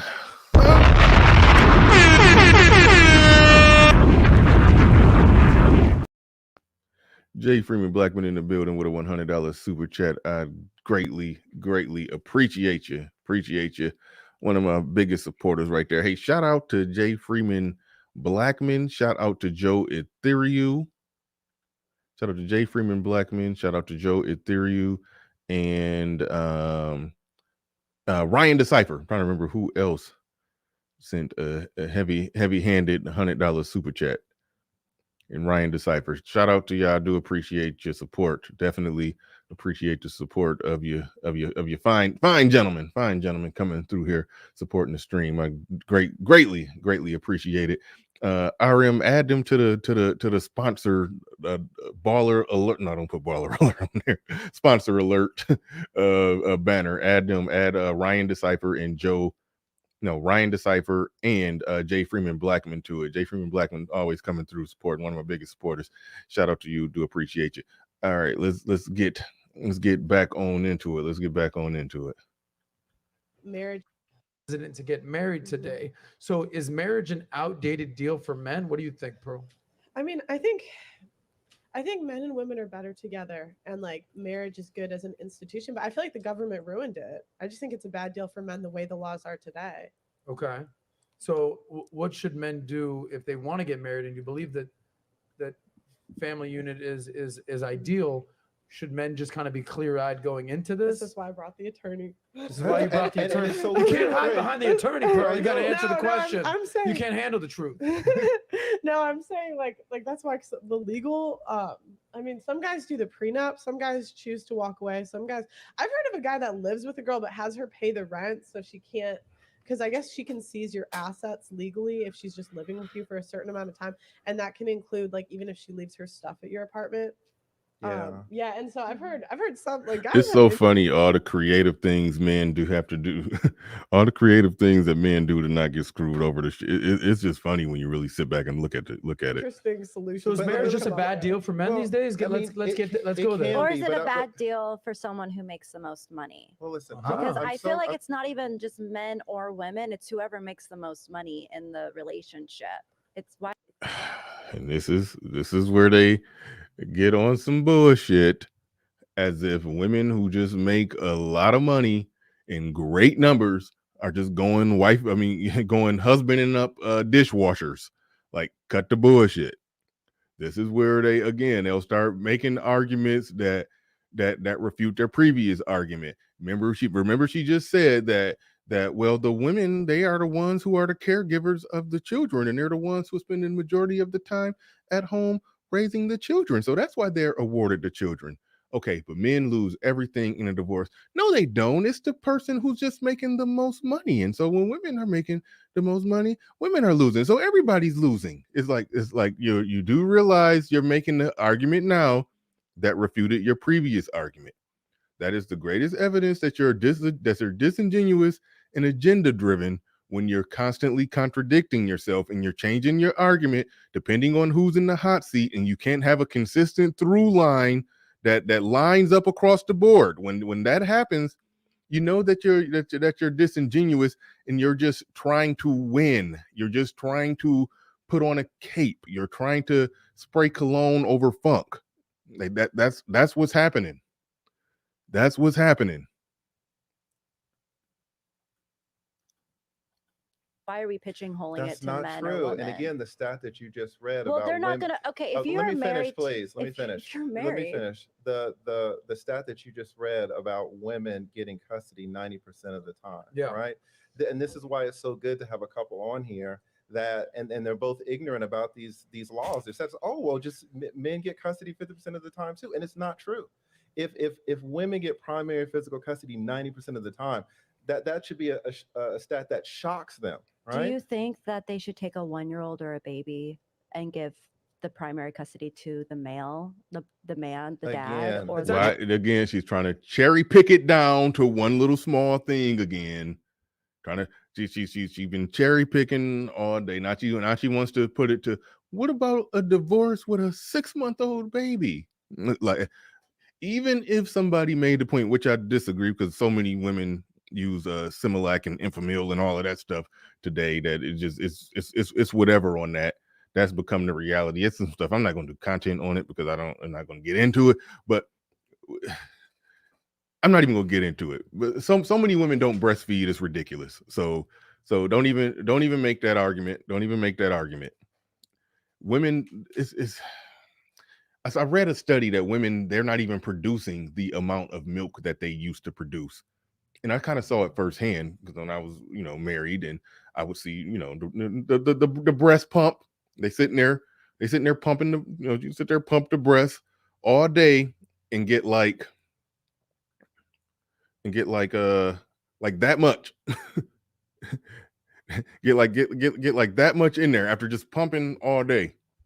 It's almost like the amount of breast milk that get pumped ain't enough to feed the kids. It's like our human biology or physiology have changed, or maybe the Enfamil that we put in the system of everybody has made it to where I'm not even about to get into the science and the biochemical reactions and all kind of stuff as to why breast milk doesn't just produce like it used to. But the fact of the matter is, no child is being fed. I don't know anybody who feeds a child 100% on breast milk. I don't, not in the Western world. Not in the Western world. I don't know of that. I don't know of that.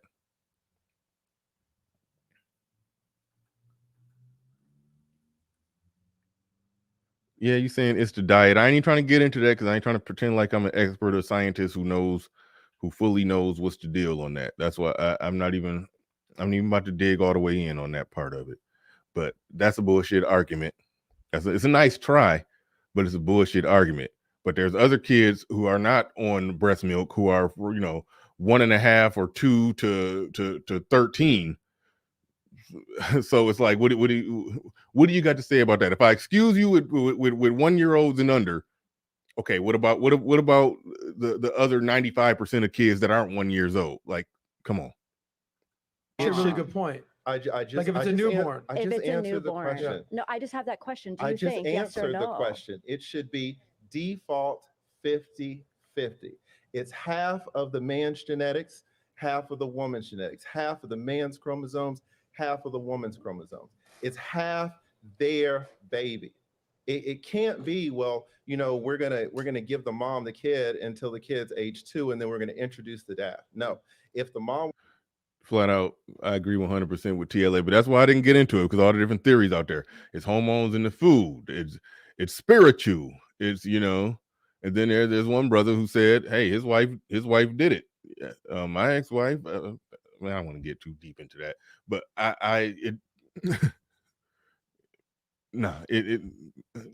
it didn't seem as if it was possible. It didn't seem as if it was possible. And I know she did a lot of pumping.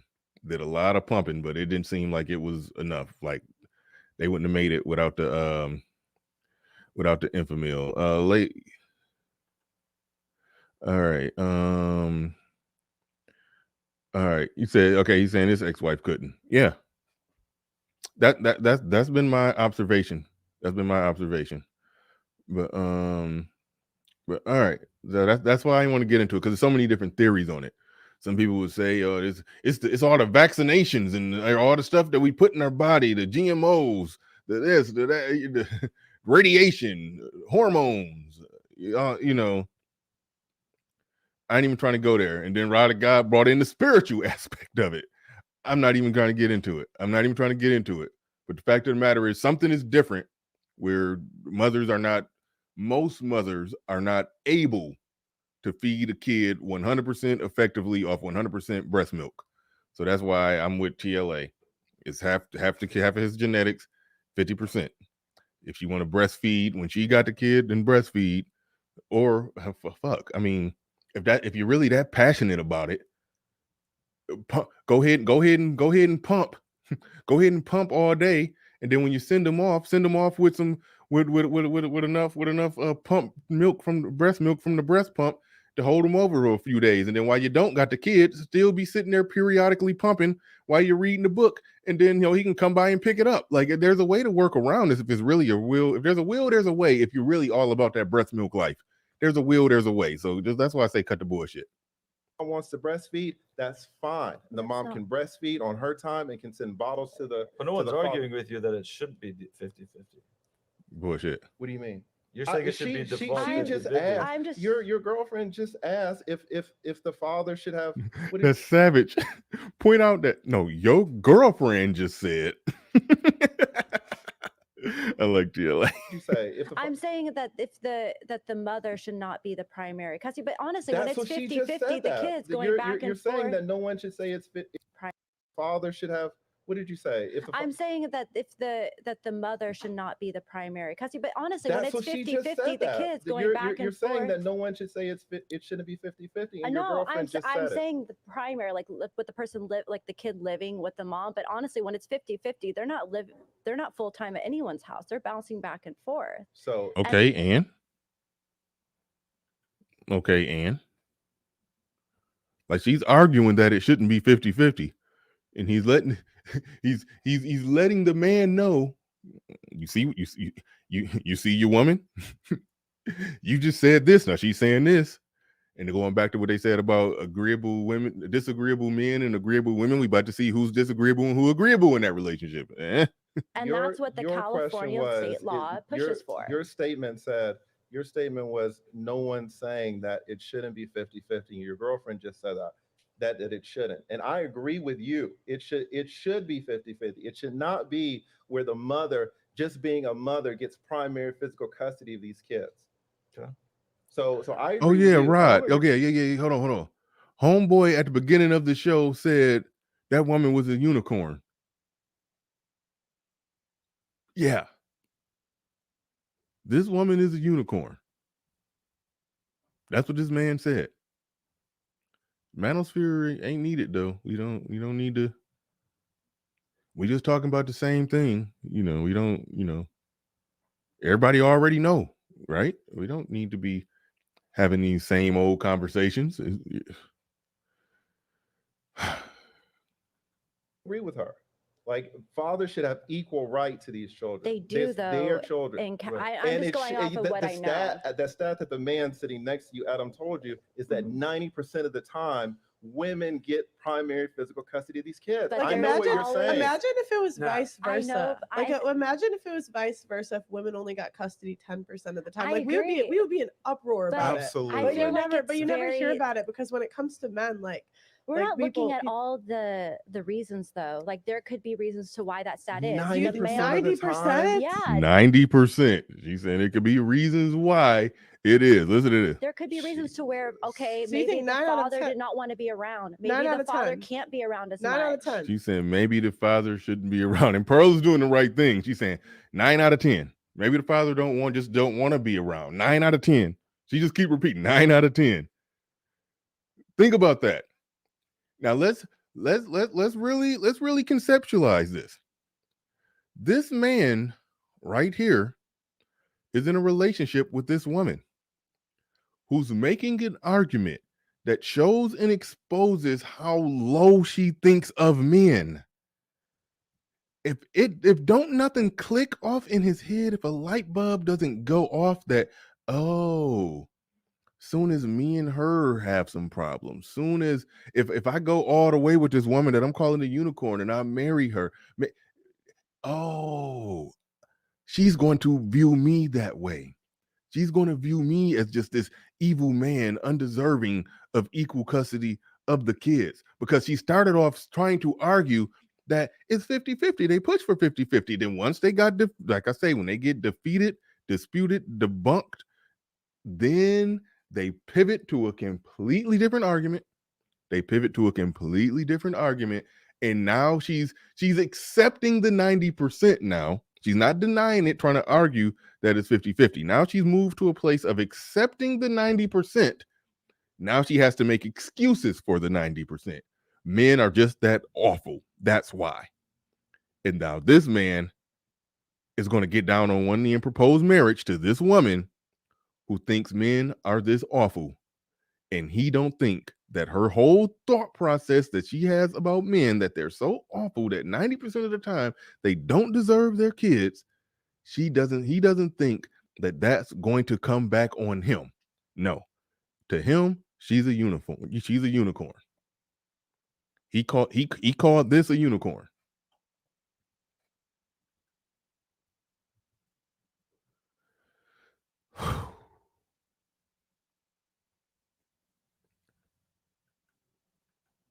Nine out of 10 of them. Yes, 9 out of 10. Wow, that's a bold statement. That's what I think. Be clear about this. 9 out of 10 should be what? I guess I want to understand this. Everyone relax. I'm saying. Madison, what do you say? Oh shit! I missed that part. Hold on. When I told y'all TLA was savage on this, I wasn't playing. Did y'all hear that? He basically said in one sentence what I just said in 3 paragraphs. Listen to TLA. Yes, 9 out of 10. Wow, that's a bold statement. That's what I think. Be clear about this. 9 out of 10 should be what? I guess I want to understand this. Everyone relax. I'm saying. Madison, what do you say? Homeboy sitting there, he acting like he turned his head. He acting like he ain't hear that. Don't pretend like you ain't hear that one. TLA is shots fired with the silencer off. He just like, damn. He is not ready for that statement. I didn't even realize when I first reviewed this that lead attorney actually said that. Wow. He murked that man right there.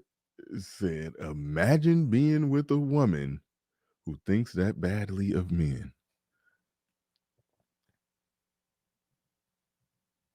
Jay Freeman Blackman don't know what TLA said. I rewind it for you. She's sitting there talking about that 90% of men don't deserve custody of their kids because they've done something wrong. Maybe they didn't want to be there. Maybe the judge came up with some, assessed the situation and said that no, he doesn't deserve it. She at a 90% rate, 9 out of 10. And then TLA said, and I'm sorry y'all couldn't hear that, but TLA said that imagine, and keep in mind, these two people, they're a couple. They're together. They're in a relationship. TLA said, imagine being with a woman who thinks that badly about men. He is basically saying, he's literally telling him. He ain't even being subliminal. He ain't even dropping hints. He was kind of dropping hints when he was saying unicorn earlier, when TLA kept bringing up that. And then when men think women are unicorns, then they don't protect themselves because they think this particular woman is a unicorn. He was being a little. He was. I mean, that was a jab. You know, that was a sort of a gut punch. But now it's like he ain't even being subliminal. He just flat out telling him like, bro, you are with a woman who thinks that badly of men. What do you think she's going to do to you the second y'all run into a problem and you get put in the same box that she views every other man? I'm saying that there's so many reasons to why this percentage could be this high. Did you know that I just saw an article the other day that hookers are more like that's what I think. Be clear about this. 9 out of 10 should be what? I guess I want to understand this. Everyone relax. I'm saying 9 out of 10 of them. Yes, 9 out of 10. Wow, that's a bold statement. That's what I think. Be clear about this. 9 out of 10 should be what? I guess I want to understand this. Everyone relax. I'm saying. He said, imagine dating a woman that feels so bad against men. Somebody told me earlier in the show that it was a little low, that their volume was a little low. So some of y'all, I don't know if some of y'all couldn't really hear what he said, but that's what he said right there. Imagine dating a woman who feels so bad against men. Those two people are dating. That's savage. So what do you say? I'm saying that there's so many reasons to why this percentage could be this high. Did you know that I just saw an article the other day that hookers are more likely to get custody of their children? Prostitutes, hookers. Pearl, that is such a great point because now the link is in the chat. We got 30 more minutes to show. I prefer people come up disagree, but you can come up and agree. It's all good. It's all good. But definitely, if you disagree with anything that I've said here, anything that the lead attorney has said, if you got some disagreements, I definitely welcome disagreements. Anybody who wants to push back on anything that was said here, I definitely 100% welcome that. But the link is in the chat if anybody wants to come up. Link is in the chat. Anybody wants to come up. Ride God, Ride God podcast in the building. He says, and guess what the lactation specialist prescribed? Smell the baby's clothes. What? And guess what the lactation specialist prescribed? Smell the baby's clothes. Okay, you don't got to super chat it. I'm gonna keep my eyes open. No, actually, RM, keep your eyes open for Rod of God explaining that, and then just click on it for me. Because I don't know what you're talking about when you say smell the baby's clothes. Sodomy and Chicken in the building says no shared custody should mean no child support. I agree. I agree 100%.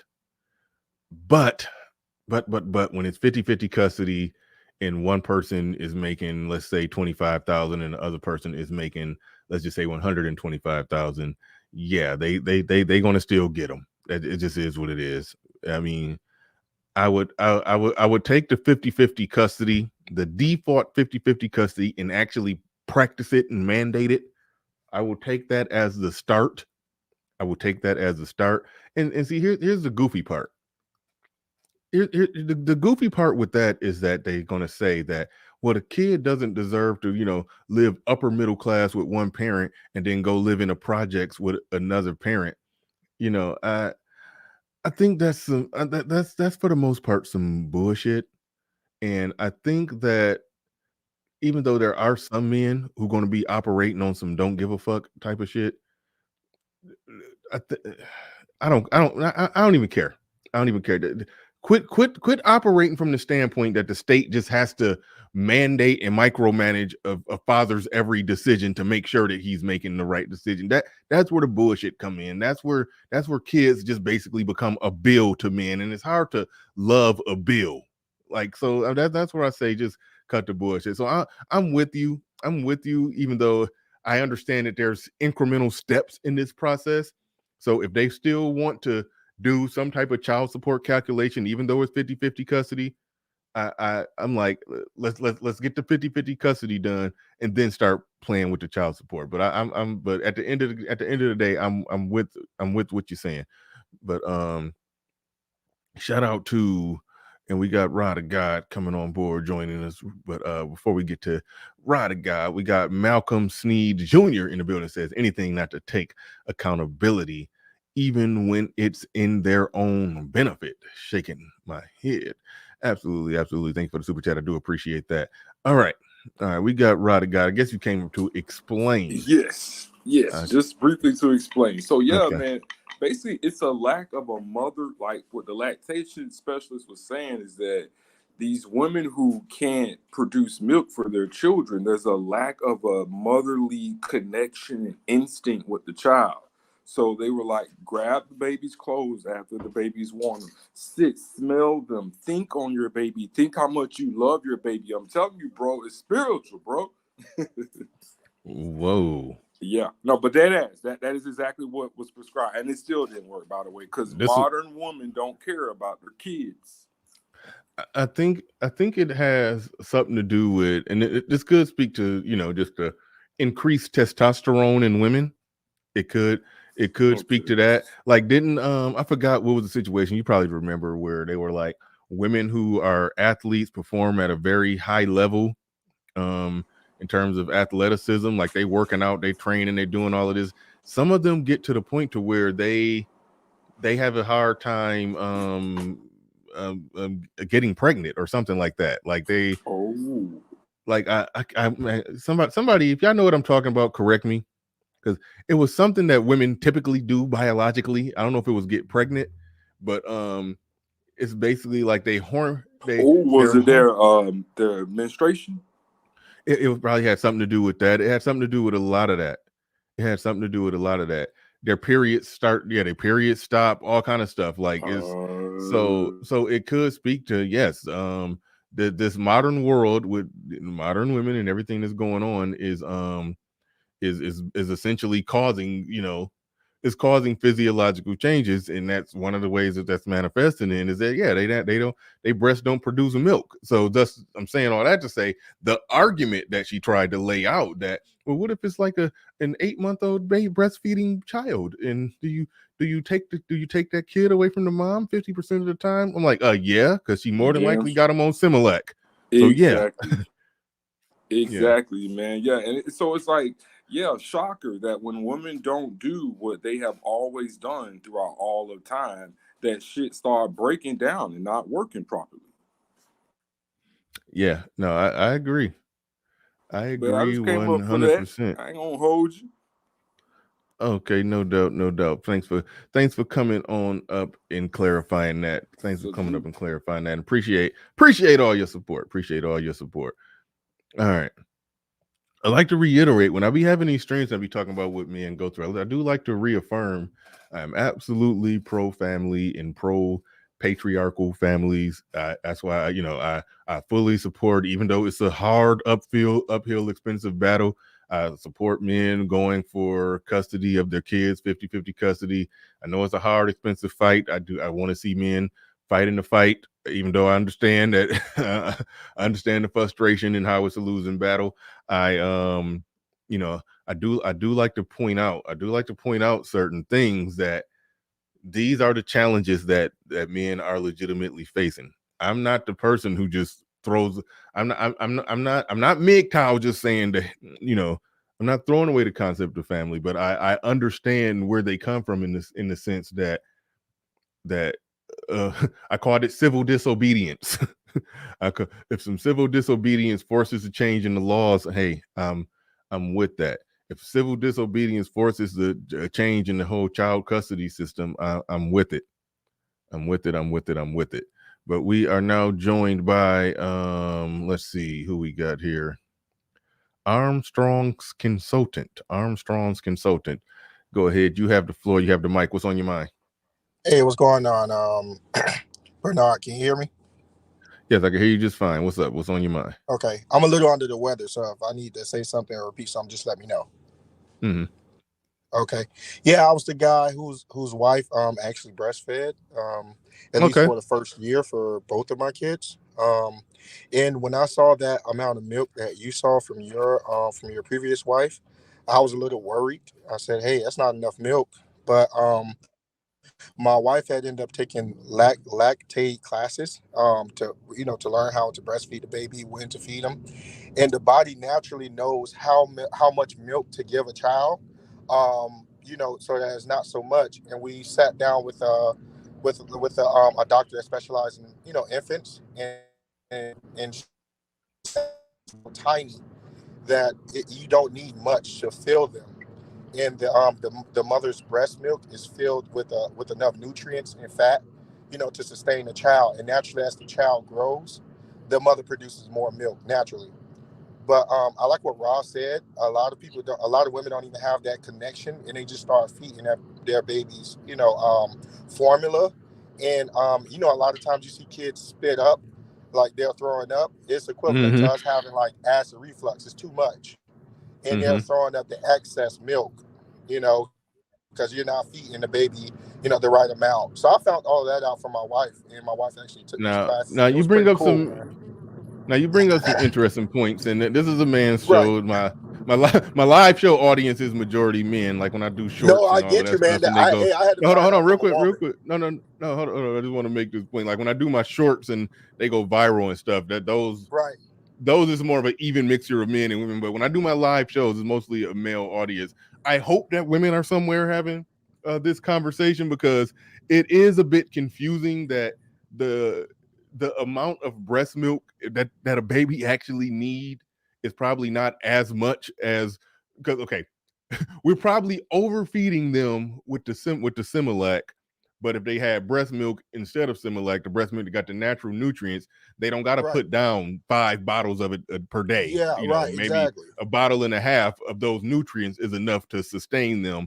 So, and that's probably where we're going wrong with it. So I mean, I hope women are somewhere having that conversation, but I think most people are of the view, especially when they on that breast pump, if they only they sit there and squeeze all day and only get one bottle, they like that ain't enough because the baby sucked that shit down in 2 minutes. Right. It's like that was the complaint. It take 8 hours to pump that shit, but the baby suck it down in 2 minutes. It's like, what the hell? It's like, and then still be crying later, 30 minutes later, and it's like, yeah, so it's like, what do you do? So I think that's why we be over Similac babies until they start throwing up. But like I said, this is a man's show. We ain't about to get too far afield with that. I hope women are having this conversation somewhere. I'm glad you gave that good information though. I'm glad you gave that good information. Yeah, no doubt. man.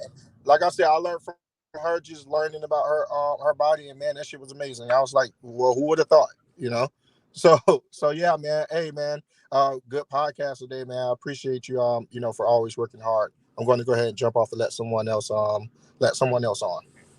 All right, appreciate it. Cool. All right.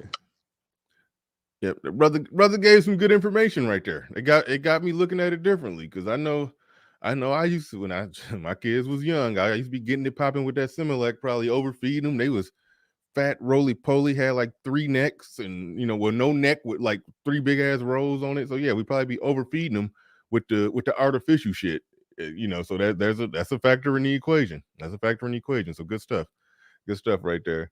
Nobody else is in the back. I'll roll a little bit more of this. We may wrap this up. Likely to get We may wrap this up soon. Okay, I got somebody. Let's see. Custody of their children, prostitutes, hookers. Pearl, that is such a great point because let's see. We got Be Brave and Think in the building. shout out to you. I remember last time you came over here, Game Changer called you Santa Claus. But go ahead. What's on your mind? Be brave and think in the building. Oh wait, hold on. You gotta mute. You gotta mute your YouTube feed. You gotta mute your YouTube feed and only operate on the StreamYard feed. You think you got it? All right. Disagreement here. Big one. All right. I can't believe the lead attorney said what he said. I don't know if you agreed or not. Do you have? Am you hearing me? Yes, I can hear you. You good? Go ahead. Anyway, so I know that marriage is through. We all get that. Okay. We can talk about the ins and outs of it. It's done. As we go into the future, it's over. So, in fact, I think women will are going to get into polygamy much sooner than we think, just because they don't want to deal with the incels. But on I just did a show on that. I think yesterday. So yeah. Yeah, I mean it's inevitable. I feel sorry for men that can't attract women because women don't have to settle anymore. They'll just they can do what they want. So, but on the breastfeeding, if a woman is breastfeeding in a very healthy manner, no medical problems, nothing going on, you can't take that baby away from the mother for a week and send bottles. That's silly because it's not healthy psychologically for the baby's immune system. And remember what I said, the qualifier. The mother is doing it in a very womanly, healthy way. She's doing it as she's supposed to do. If a woman is performing breastfeeding healthy, she has no medical problems, and she's doing it lovingly, and you cannot sit there and take bottles and give that to the father and take that baby away from the mother for a week. That doesn't make any. Pardon me? I don't see why not. If she could use the breast pump, and send bottles over to the father. I mean, look, we gotta. It's sort of like the term in golf. You got to play from where the ball is at. I got you. Where the ball is at right now is that divorce rates are high, marriage rates are low, and what ends up happening is we're just ending up with a society where it's helping foster the society where women are going to raise kids by themselves. What happens when the kid is 2 and okay, it's no longer breastfeeding, and I question the notion. I question the notion that she's saying, oh, I have to have the kid because I'm breastfeeding. I question whether or not she's consistently breastfeeding. You really don't know. You really don't know. That's an argument in the courtroom that I believe in breastfeeding. So what Before happens I get off, I got a question. Hold on, no, I'm gonna throw it back to you for a question. So she she gets the kids in the courtroom because she has to breastfeed. She allegedly breastfeeds for those 2 years, and then now he's trying to get the kids. Well, we've built a bond, and he was just a weekend uncle dad, and we just can't tear these kids away from the parent that they're attached to. So it ends up being a roundabout way to where they'll try to use the sympathy of breastfeeding and all of that stuff to essentially do the same thing that they're doing, is that they're tearing kids away from the father. So Okay. that's why I don't go with that argument. Even though I understand where you're coming from, though. Okay, well then further understand, because you're not addressing what I said. I said if the woman is honest, healthy, psychologically intact, doing her job medically with the baby, she's a very kind, loving mother. I know those are few and far between. I get that too, what you're saying. Yeah. And there's all kinds of conniving. I'm saying for the few women that are breastfeeding and they're women and they're loving that child, there's no man in the world that could make sense in saying take that child away for a week and give it to a man. From that woman, not from the conniving women that are playing games. And that's all I'm saying, Bernard. If we consider one factor, I got you on that. There is a certain type of woman, and you don't take the baby from them. I'm with you on that. And if I saw more women like that in this world, I would definitely take your approach and then say that, at the 2.5 year mark, yes, let's revisit a custody situation and let's be lenient towards the dad. I'm just saying, let's not throw the beauty of humanity away just because we're blowing it on the marriage front. I'm okay, and I'm with you on that. That's a fair point. That's a fair point. That's a fair point. Thank you. Appreciate you coming through, offering something to the conversation. I like that. That's how somebody makes a legitimate counter argument. That's how somebody makes a legitimate counter argument, that in those situations where the woman is actually a woman and doing the things right and blah blah blah blah blah and on forth, so forth and so on, we don't want to get to the point where we're stripping the nature of humanity away from the mother-child bond. I understand that completely, but how do we in the courtroom figure out and decide, does this woman fall in this category or in that category? Because they're going to all go in that courtroom and be in the good mother category according to them. So that's the problem that we'll run into. That's the problem that we'll run into with that. But fair points right there. All right, I'll roll a little more while I wait for somebody else to come on up. Everybody, just like her, everybody wants to look at what the problems are, what the man are, and assume that the mother is a good mother. I have represented so many shitty mothers that still get custody of these kids, but everybody's like, oh, well, 90% of the time the moms get custody, so there must be a reason on the dad's side. This is what you just said. No one looks at the mother's side though and wonders, why is it? If women are human beings too, if men can be poor fathers, then women can be poor mothers. Why is it that even with women being poor mothers, they get custody 90% of the time?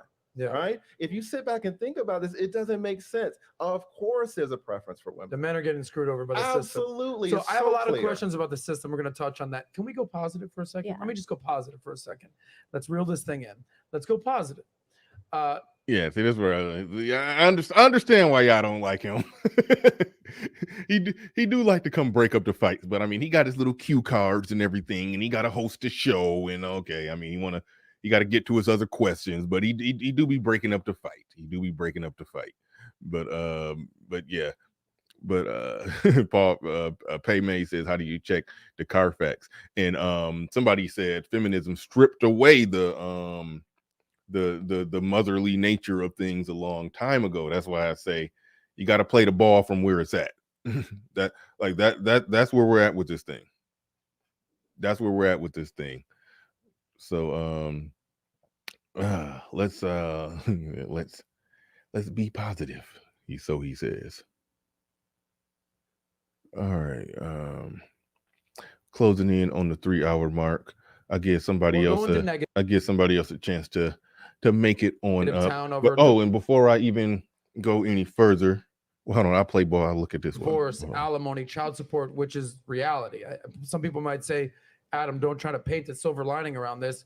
You got 2 divorcees right there. You've been divorced. Hold on. And I think the dude who with that chick got divorced before. Okay. And that chick have divorced the dude before. The unicorn.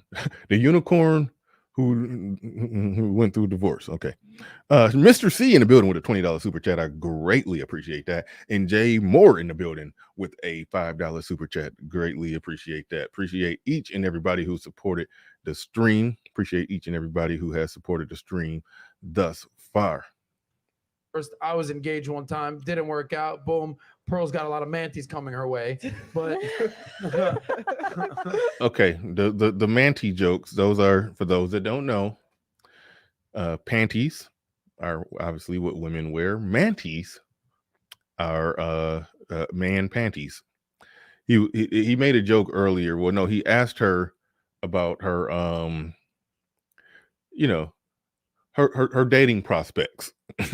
He asked her about her dating prospects, and she was like, "Oh, guys don't really care what how successful you are or what everything." But he was like, "You're a public figure. You got this popular podcast.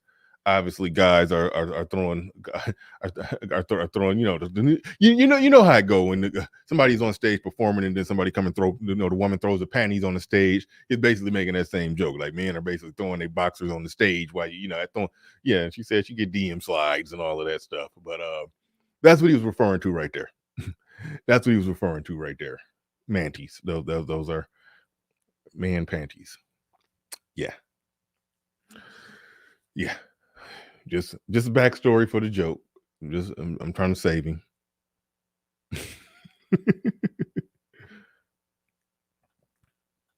Yeah. Manties equals men who wear panties. Yeah, that was a new one. That was a new one for me. That was definitely a new one for me. All right. But let's be positive for a second. So from a woman's perspective, let's let the women answer this right now. From a woman's perspective, what are the best traits and qualities that a man should be looking for in a wife and a mother? A wife and a mother. Good with kids. First and foremost, if you want to have kids. And I would just say, like, she has to get on your program. And I agree with what he said, agreeable. Or not disagreeable. Yeah, I mean, you just don't want a girl that you're arguing with all the time. That's a headache. Guys don't want to come home to. It's like they fight battles at work every day. You want to come home and fight with your girl? No. Gotcha. How many of your close girlfriends are married or have kids now? 2. 2. So that 2 out of 4. Okay, so you don't have a lot of girlfriends. No. Okay. Maybe be nice to whales, maybe. All right, like Greenpeace. Okay. All right. Yeah, they basically about to just go through and ask him a bunch of generic questions about what ideal qualities and stuff is a wife supposed to have or whatnot. And it's funny how even the chick that was basically saying, "Oh, women have money and they lose assets in the marriage and all of that too," when she started giving off the quality, because he asked a question in a roundabout way, like, for your brother, what type of qualities would you want his woman to have? She said everything except for be a good provider and money maker and everything. So it's like there's not an expectation there. It's not an expectation there. And that plays out when we look at divorces and how the man is always the one in the situation, usually always the one in the situation to where he's going to be at a disadvantage. So when she makes that argument that no, the person who just makes the most money is the one who loses, but then it's usually the man that makes the most money, because women think more logically when it comes to some of this shit, and they're not going to marry that guy who makes significantly less than them. So there's that aspect of it. But like I said, interesting conversation, fun conversation. Definitely enjoyed it. This was definitely an awesome stream. I'll put the link to this in the chat room because some of you probably not subscribed or don't know or not familiar with this channel. So I'll put the link to it in the chat room right now so y'all can go and check out the full clip of it. So y'all can go and check out the full clip, the full video. We about to get up out of here. Hold on, I didn't mean to do that. Nor did I mean to do that. I meant to do that. We about to get up out of here. So I'd like to thank everybody who came through today. Oh shit, damn it. You saw me trying to get out of here. Why you do that to me? Why you come up right when you saw me trying to get out of here? All right, go ahead, real quick. We Oh. down the home stretch. Make it snappy. Okay, I'll try to be succinct. The issue that I have with this is the lack of entitlement. And the problem with this default 50-50 thing is that if it's not written into law, then there's no guarantee that men are going to get anything. There must be a solid entitlement for men to be fathers. So let's say we do the default 50-50 paradigm. And I think that the only thing that we're going to see is an increase in child abuse claims because women would do anything to game the system. So without that entitlement there as a backstop to prevent judges from doing whatever it is that they've already been doing, then the men are going to get jacked either way. Yeah, you make a good point, and this was sort of alluded to, and I touched on that actually when the lead attorney said Atlanta is at the early stages of kind of pushing towards a default 50-50 unless one person objects. And then I instantly said, okay, what happens after that one person object? Do they default back to it just going right to the woman? But if they draw a hard line that you have to prove some type of dysfunction, that's what I said. If it gets to the point to where the only way somebody's going to be denied 50-50 custody is if some type of dysfunction is proven, the women the women are going to be making all kinds of salacious claims. And there was a clip that I played before where a woman basically said, no, it was a female divorce lawyer. She said whenever the woman started losing ground in a custody situation, she quite often would say something like, he touched on the kids, stuff like that. And she said it got to the point where sometimes she could predict when she was going to start saying that. She was able to predict when she was going to start saying he touched on the kids. And so, shout out to Corey Holcomb, who said, I don't condone this, but shout out to Corey Holcomb, who said, sometimes when you drop the baby off, you gotta sprinkle a little dope in the back of the stroller and and call the people on her. But I mean, I'm going to give you some perspective because I'm actually going through that with my own children right now. Yeah. She said that I was touching on a kid. There was an investigation. It was ruled out. It says this never even happened. But without that backstop there, the judge said, well, we're going to take that into consideration with the evidence sitting on his desk in the courtroom, and I lost my children. There has to be a hard stop. Yeah. So I go to court. Man, it is what it is. Adam already went through the pain of it. My court dates are this month and next month. So I'm fighting. Keep me posted on that. And we can, if you want to, we can, you can come up. We can talk about it if you want to. Man, I plan to write the hardest book ever once I beat this woman. Yeah. No, once you beat what? I was about to say something derogatory, but once I beat this woman in court. Because I know they listen. So playing the game, bro. Yeah. No, but hey, no, seriously, man. My email is in the about section of my channel. So yeah, if you ever want to come up, I mean, I do want to update on how it goes, and I can relate to what you're saying. I wasn't accused of touching on any kids, but it was something that I'll never speak about on the air. But right. It was a very heinous lie that was told that I've told some of the bad parts and just leaked out breadcrumbs of it. So you have to be really watching me you have to be a day one who watched the majority of my streams to piece together the full puzzle of everything that went wrong. Because I won't just say it all in one clean shot because it's too much. Mm-hmm. But it's still one thing that's so bad. I will not say it on the air. I'm just not going to say it on the air. But well, thanks for having me though. Yeah, no doubt. Thanks for telling your story, man. Hit up my email. Right. But yeah, and good luck beating that woman in court. And with that said,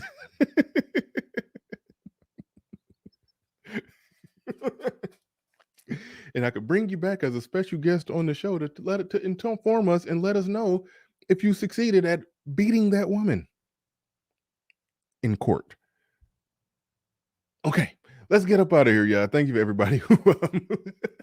Thank you for everybody who watched the stream. Thank you, Joe Ethereal, Ryan Decipher, Jay Freeman Blackman. All of y'all came through hard and heavy-handed on the super chat end. I greatly appreciate all of your brothers who support the stream. So much more to come in 2023. Stay tuned. And with that said, ladies and gentlemen, we out of here. Peace. Wait, no, hold on. Wait a minute. Okay, nope, that was an echo.